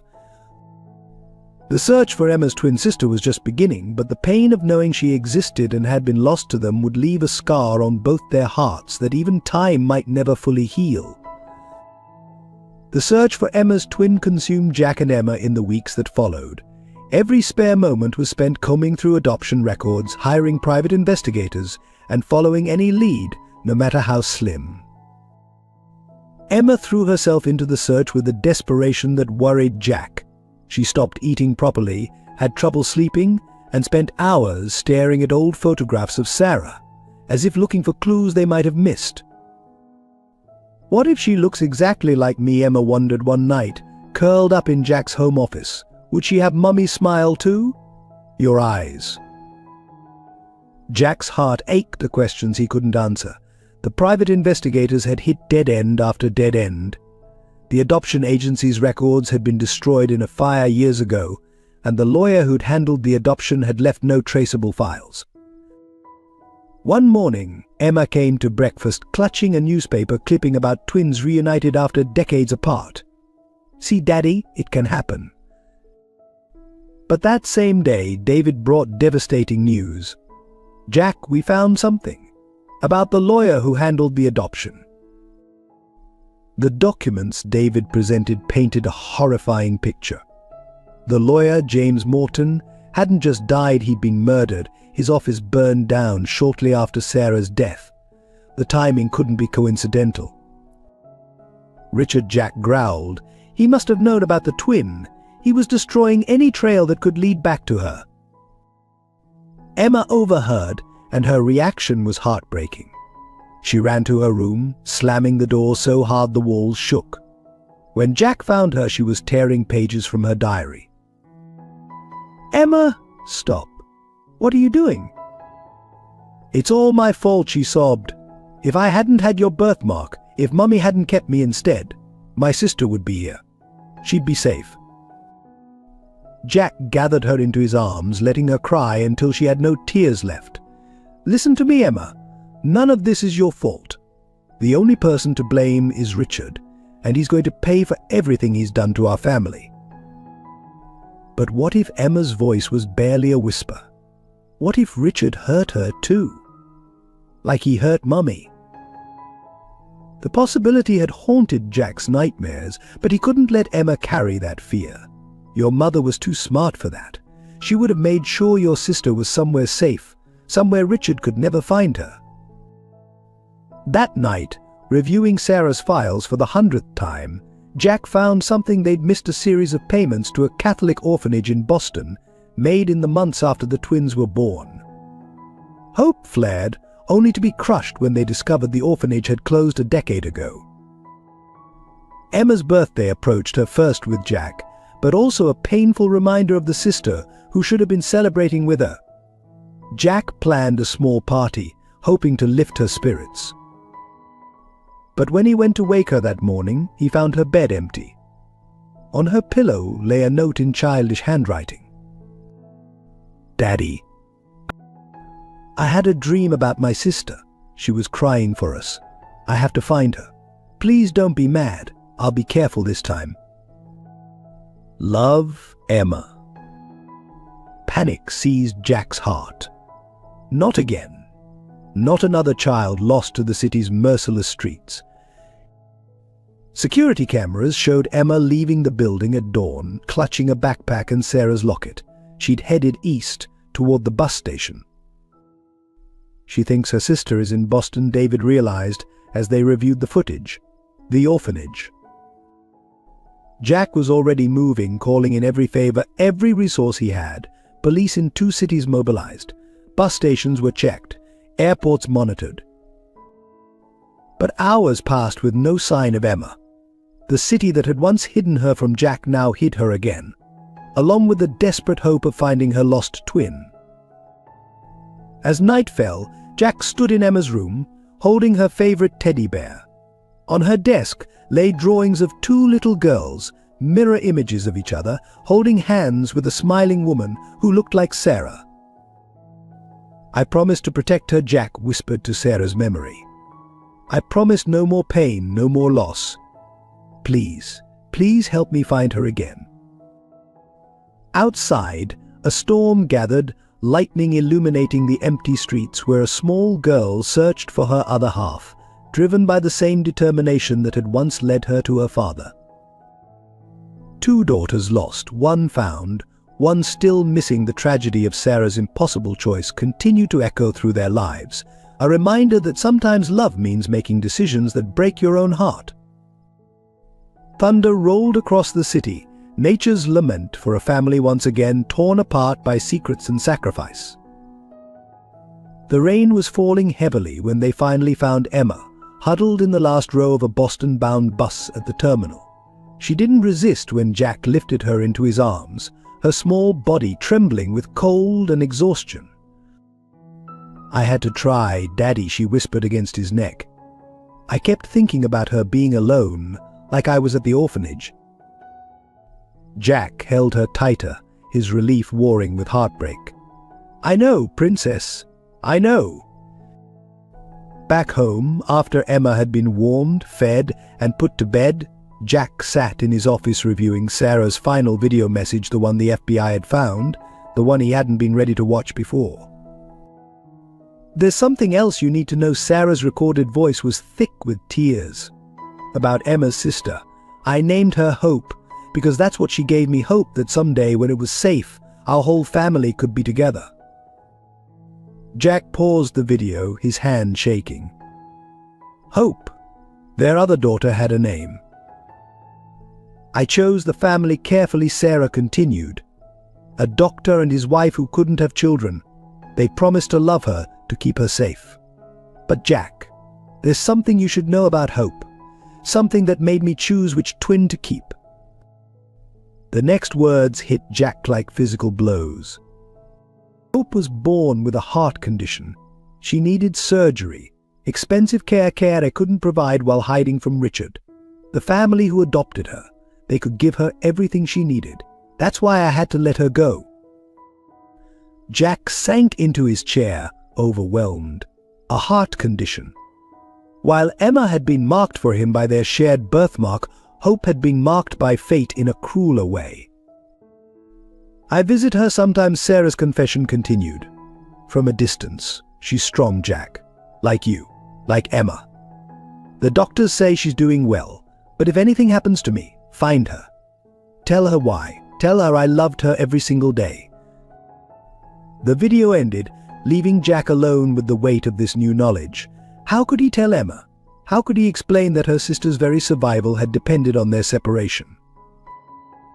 A small sound made him turn.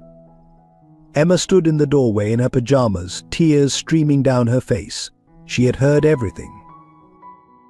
Hope, she said the name like a prayer. My sister's name is Hope, and she was sick. Jack opened his arms and Emma ran into them, climbing onto his lap like she had so many times before. Is she still sick, Daddy? I don't know, Princess. But your mother made sure she had the best doctors, the best care. She wanted both of you to be safe, to be healthy. Emma touched her birthmark thoughtfully. That's why Mummy kept me instead. Because I was healthy, and I had your mark to find you. Yes, Jack's voice broke. She had to make an impossible choice. But Hope's family, Emma's voice trembled. They love her, like you love me. Jack thought of Sarah's words, the careful choice, the promise of love. Yes, sweetheart, they love her very much. Emma was quiet for a long moment, processing this new reality. Maybe we don't have to find her right away then. If she's happy and safe, maybe we just need to know she's okay. Jack marveled at his daughter's wisdom, her capacity for understanding despite her young age. What made you change your mind? Emma touched the screen where Sarah's frozen image still showed. Mummy did everything to protect us, both of us. If finding Hope might hurt her or her family, that wouldn't be protecting her anymore. Fresh tears fell as Jack held his daughter, both of them mourning the sister they might never know, yet finding comfort in knowing she was loved. Outside, the storm began to ease, the rain softening to a gentle patter. Like tears washing away pain, it seemed to cleanse some of the raw ache from their hearts. They had lost Hope twice now, once at birth, and again in learning why she had to be given away. But in that loss they found a deeper understanding of Sarah's love, of the sacrifices a mother makes to protect her children. Daddy, Emma's voice was sleepy. Can we still pray for her, even if we can't find her? Of course, Princess. Every day. And so they sat together, father and daughter, sending silent prayers to the missing piece of their family, the Hope that Sarah had given away to save, the sister who would always be loved, even from afar. Some tragedies, they were learning, didn't need to end in reunion to find their resolution. Sometimes love meant letting go, trusting in the choices made by those who came before, and finding peace in knowing that somewhere, Hope was living the life Sarah had sacrificed everything to give her. The discovery came 3 months after Emma's attempted journey to Boston. Maria was cleaning the penthouse while Jack and Emma were at her first father-daughter dance when she found it a loose floorboard in Sarah's old walk-in closet, untouched since Jack had sealed the room 15 years ago. Inside was a small wooden box, its brass latch tarnished with age. On top lay a letter addressed to Jack in Sarah's familiar handwriting, open only when you found them both. Maria called Jack immediately. He and Emma rushed home, still in their formal wear, Emma's party dress rustling as they knelt by the hidden compartment. "Should we open it?" Daddy Emma whispered, touching the box reverently. "We haven't found Hope yet." Jack studied the letter, his heart racing. "Your mother knew us both so well. She must have had a reason for hiding this, for leaving these specific instructions." But before they could decide, David burst in, his face flushed with excitement. "Jack, the FBI found something in Richard's offshore accounts. Regular payments to a medical facility in Boston, starting right after Sarah's death." Emma's eyes widened. "Hope's Hospital." "The timing matches," David confirmed. "And there's more. The payments were made through a shell company owned by Dr. Thomas and Catherine Bennett." The name meant nothing to Jack, but Emma gasped. "Bennett. Daddy, look." She was pointing to the return address on the envelope in Jack's hands, Catherine Bennett, followed by a Boston address. "Hope's adoptive mother," Jack breathed. "Sarah left us a way to find her all along." With trembling hands, he opened the letter. "My dearest Jack, if you're reading this, you found our girls, both of them. Yes, I knew you would eventually. The same determination I fell in love with would never let you stop searching. The Bennetts are good people, Jack. They've given Hope everything we couldn't. But they also made me a promise when the time was right, when it was safe, they would help our daughters find each other. In this box is everything you need to know, but please, before you open it, be certain. Hope has a life, a family who loves her. Whatever you decide must be for both our daughters' happiness, not just to heal our own hearts. I loved you, Jack. Through everything, I never stopped. Take care of our girls. Always. Sarah." Jack looked at Emma, seeing the weight of this responsibility in her young eyes. "What do you think, Princess? Should we open it?" Emma touched her birthmark, then reached for the box. "Mommy trusted us to make the right choice. And Hope. She deserves to know she has a family who looked for her, even if she decides to stay with the Bennetts." As they reached for the box together, a sudden gust of wind through the open window scattered rose petals from Emma's dance corsage across Sarah's letter, a sign, perhaps, that some secrets were meant to be revealed when the time was right. The brass latch creaked as they opened it, revealing contents that would change their lives once again. But before they could examine them, Emma's small hand covered Jack's. "Wait," she said softly. "Before we look, promise me something." "Anything, Princess." "Promise we'll do what's best for Hope, even if it hurts us. Like Mummy did." Jack pulled his daughter close, marveling at her wisdom. "I promise. Whatever we find in this box, we'll honor your mother's courage and your sister's right to choose her own path." The box sat open before them, its secrets waiting to be revealed, while somewhere in Boston, a young girl with a healed heart lived unaware that her birth family was about to uncover the truth that would bridge the gap between two worlds, two families, and two sisters separated by love's most difficult choice. The contents of Sarah's box told a story that took their breath away. Photos documented Hope's early years, her first steps, first smile, first day of school. Catherine Bennett had sent them faithfully, keeping her promise to Sarah that Hope would never be truly lost to her birth family. "She looks just like me," Emma whispered, touching a recent school photo. The resemblance was stunning, the same golden brown hair, the same determined set of the jaw. Only the birthmark was missing, replaced by a small surgical scar near Hope's heart. Letters from Catherine detailed Hope's progress, successful surgeries, academic achievements, her love of painting, a talent she shared with Sarah. But it was the final letter, dated just weeks before Sarah's death, that changed everything. Dear Sarah, Hope asked about her birth mother today. She's always known she was adopted. We believed in honesty from the start. But now she's asking specific questions about why she was given up, about whether she has any siblings. Thomas and I have discussed it extensively. When you feel it's safe, when Richard can no longer hurt anyone, we want to help Hope connect with her birth family. She deserves to know about her brave mother, her twin sister, and the sacrifice made to keep them both safe. With love and gratitude, Catherine. Jack read the letter twice, his hands shaking. They were waiting. All this time they were just waiting for Richard to be caught. Emma pulled out more photos. Hope at her piano recital, Hope winning a school art contest, Hope blowing out birthday candles with Catherine and Thomas Bennett beaming beside her. She's happy, Daddy, Emma said softly. They love her like you love me. Yes, they do. Jack studied a recent family photo. The Bennetts looked kind, their love for Hope evident in every captured moment.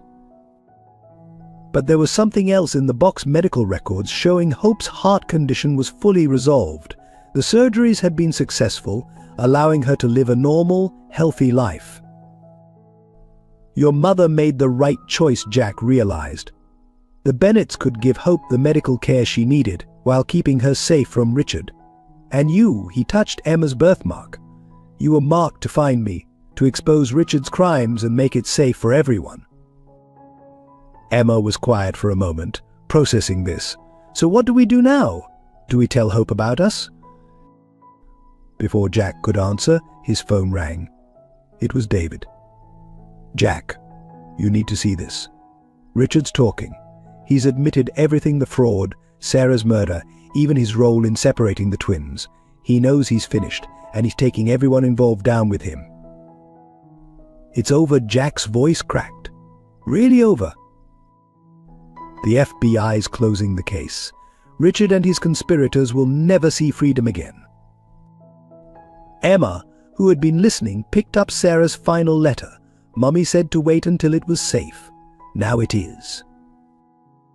Jack looked at his daughter, so wise beyond her years, so like Sarah in her capacity for understanding.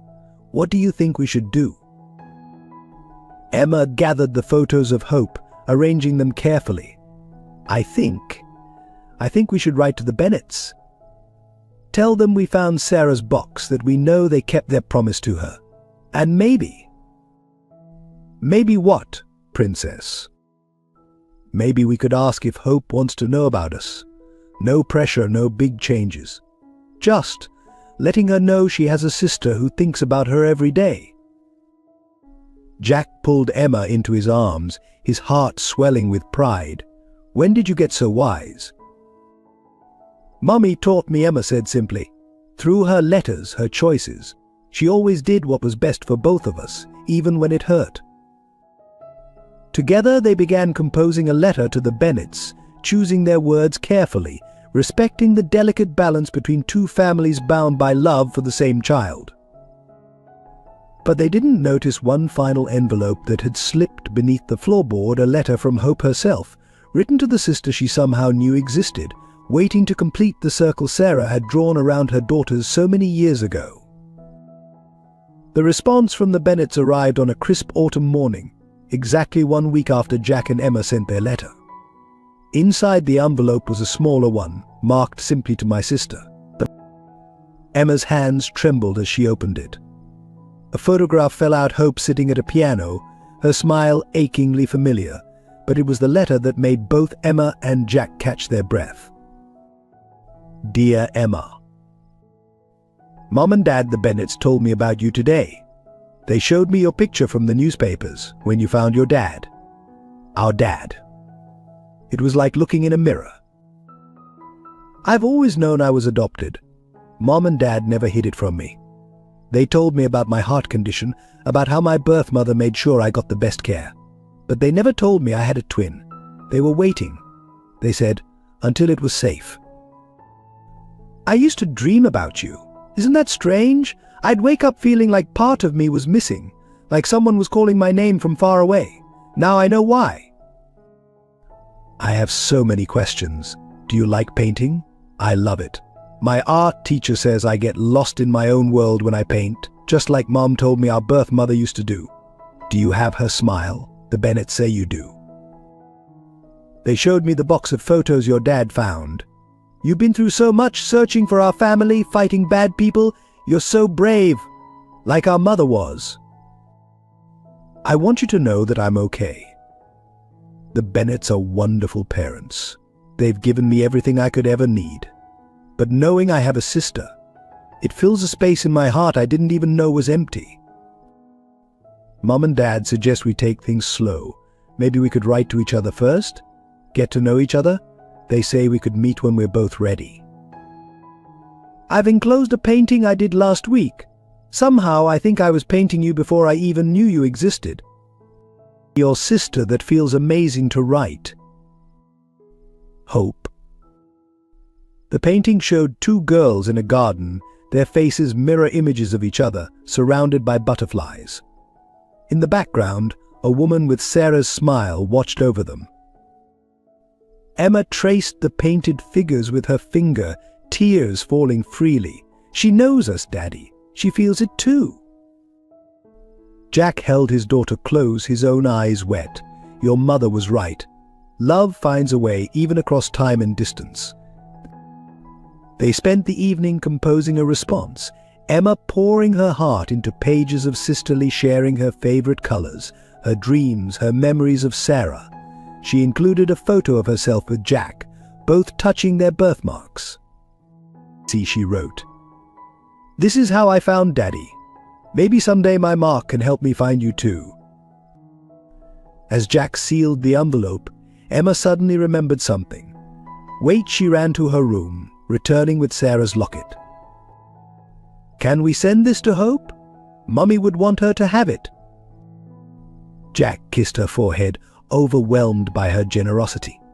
"You're amazing, you know that. Just like your mother."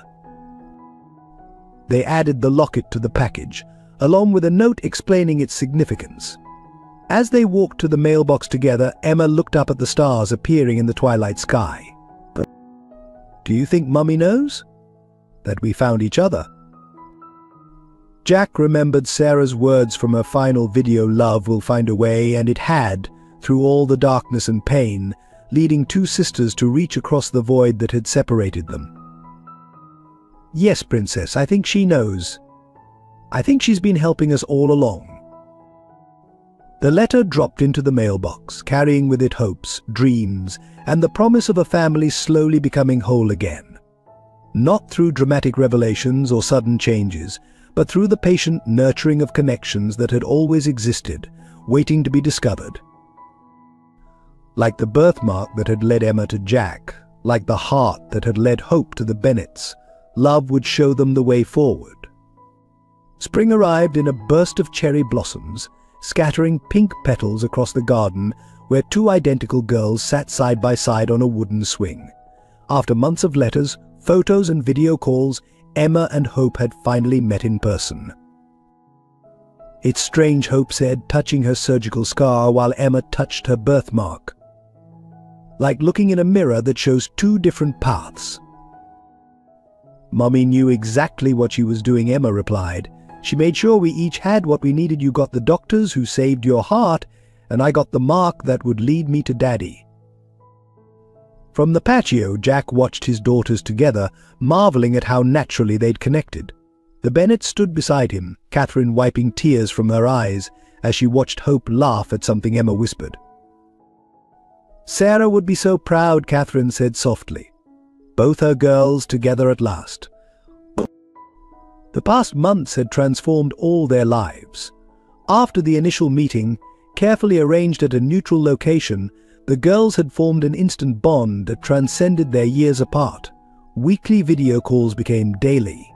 Letters and artwork flowed between Boston and New York. The Bennetts had been extraordinary, opening their hearts not just to Emma but to Jack as well. They shared stories of Hope's childhood, filled in the gaps of those missing years, and most importantly helped both girls understand that love multiplies, it doesn't divide. "Daddy," Emma called out. Come see what Hope painted." Jack joined them at the swing, where Hope was showing Emma a watercolor of Sarah's grave, but transformed. Instead of a somber headstone, she'd painted it surrounded by blooming roses, butterflies, and two small girls holding hands while a gentle spirit watched over them. "It's how I imagine her watching us," Hope explained shyly. "Is that okay?" Jack knelt between his daughters, overwhelmed by the love radiating from Hope's art. "It's perfect. Your mother had the same gift, seeing beauty even in the saddest things." Thomas Bennett approached, carrying a package wrapped in silver paper. "Hope, why don't you and Emma show your father what else you've been working on?" The girls exchanged excited glances. Emma pulled Jack to sit between them on the swing while Hope carefully unwrapped the package. Inside was a handmade book, its cover decorated with pressed flowers and butterflies. The title read "The Story of Us" by Emma and Hope Thornton Bennett. "We wrote it together," Emma explained as Hope opened to the first page. "About Mummy and how she kept us both safe in different ways. About finding each other," Hope added, "and about having two families who love us." The pages told their story through a child's eyes, not focusing on the tragedy and betrayal, but on the love that had guided them back together. Sarah's sacrifice was portrayed not as a separation, but as a mother's clever plan to keep both her daughters safe until they could find each other again.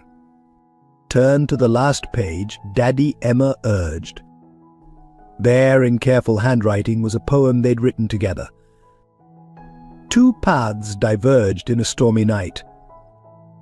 One marked by love, one marked by light. But Mother's wisdom showed the way, to bring us back to light of day. Now two hearts beat as one again. Two families joined by love's refrain. For in the end, what matters most is not the years that we had lost, but all the love that helped us find. The path back home, two hearts combined. Jack pulled both girls close, his own heart full to bursting. Above them, cherry blossoms continued to fall, nature's confetti celebrating a family that had found its way back together through love's most difficult choices. But the day's biggest revelation was still to come, waiting in an envelope that Catherine Bennett was holding, her hands trembling slightly as she approached the swing. Catherine Bennett's hands trembled as she held out the envelope. "Sarah gave this to me 15 years ago, with instructions to share it when both girls were together and Richard was no longer a threat." The envelope was old, its edges worn, but Sarah's handwriting remained clear for my daughters when they find each other. Emma and Hope pressed close to Jack as he carefully opened it. Inside was a letter, along with two identical silver chains, each bearing half of a heart-shaped pendant. "My dearest Emma and Hope," Jack read, his voice thick with emotion. "If you're reading this, then love has done what I always believed it would, brought you back together. These necklaces belong to my grandmother, who also had twins. She split the heart between them, saying that no matter how far apart life took them, they would always find their way back to each other." Hope touched her surgical scar while Emma reached for her birthmark, their own unique markers of identity and destiny. "I've split the heart between you," the letter continued, not as a symbol of separation, but as a promise of reunion. "Emma, your half bears the sun like the mark you share with your father, guiding you to him. Hope, yours bears the moon like the strength you carried in your heart, leading you to the family who could heal you." The girls carefully joined the pendants. When connected, they formed a perfect heart with an inscription, "Love finds a way." "There's more," Jack said softly, turning the page. "I know you must have questions about why I chose as I did, about whether I loved one of you more than the other. The answer is simple: I loved you both completely, wholly, with every breath I took. Each choice I made was to give you both your best chance at life." Emma leaned against Jack, while Hope curled into Catherine's embrace, both girls listening intently as their mother's words bridged the years between them. Emma, your birthmark was a sign of connection to your father that would help you find him when the time was right. Hope, your heart condition led you to the Bennets, who could give you the care you needed when I couldn't, but both of you carried pieces of my heart. Just as you now carry pieces of this necklace. Thomas Bennet wrapped his arm around Catherine as she wiped away tears. Jack continued reading, his voice steady despite his own emotions. To the Bennets, thank you for loving Hope as your own, for keeping her safe, for being the parents she needed when I couldn't be there. To Jack, thank you for finding Emma, for being the father I always knew you could be, for never giving up until our family was whole again. The letter's final words were written in larger text, as if Sarah had wanted to make absolutely sure they would be read. My precious daughters, remember this: you were never truly separated. Love connected you across time and distance, through dreams and whispered prayers, through art and music and all the ways your hearts spoke to each other. You are mirrors of each other's souls, reflections of a love that could not be broken by distance or fear or even death. As Jack folded the letter, Emma and Hope clasped their necklaces together again, completing the heart their mother had split to keep them safe. Together again, Hope whispered. Just like Mummy planned, Emma added. The two families, Thorntons and Bennets, gathered closer, drawn together by the love of a woman who had sacrificed everything to protect her daughters, and by the boundless capacity of children's hearts to bridge any divide with love. But Sarah had left them one final gift, a revelation that would ensure her daughter's bond would never be broken again. The final gift was hidden in plain sight, a trust fund Sarah had established before her death, revealed in a document that Catherine pulled from the envelope's deepest recess. Sarah knew this day would come, Catherine explained. She set up two identical trusts, one for each girl, but there's a condition: they can only access them together as sisters. The trust wasn't just money, it was a foundation designed to help other families separated by circumstance find their way back to each other. Sarah had transformed her pain into purpose, creating a legacy that would help other children like Emma and Hope. She wants us to help others, Emma realized, clutching her half of the heart pendant. Like she helped us, Hope added, completing the heart with her piece. Jack studied the document, amazed by Sarah's foresight. The foundation would provide medical care for children like Hope, support for single parents like Sarah had been, and resources to help separated families reconnect. Your mother never stopped thinking about both of you, Thomas Bennet said softly. Even when she had to let Hope go, she was planning for this moment. The two families gathered in Sarah's garden, the same garden where Hope had painted her vision of their reunion. Catherine and Thomas Bennet had decided to move their medical practice to New York, allowing the girls to grow up together while maintaining both their family bonds. We're not losing Hope, Catherine had explained when she announced their decision. We're expanding our family just as Sarah always intended.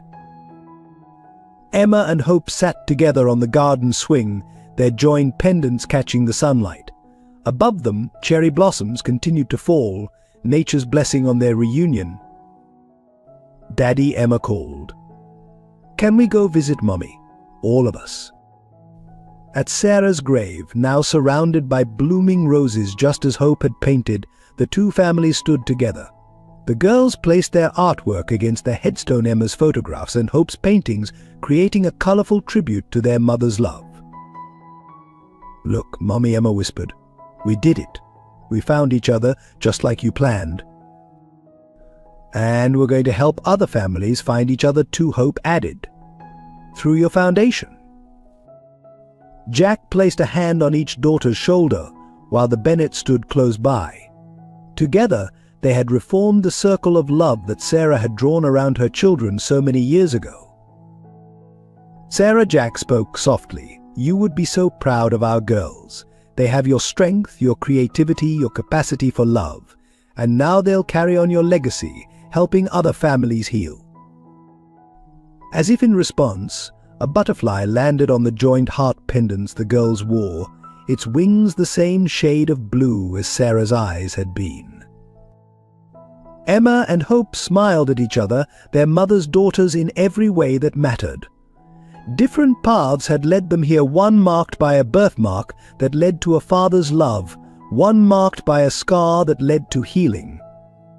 But in the end, both paths led home. "Ready to go help other families find each other, Jack?" asked his daughters.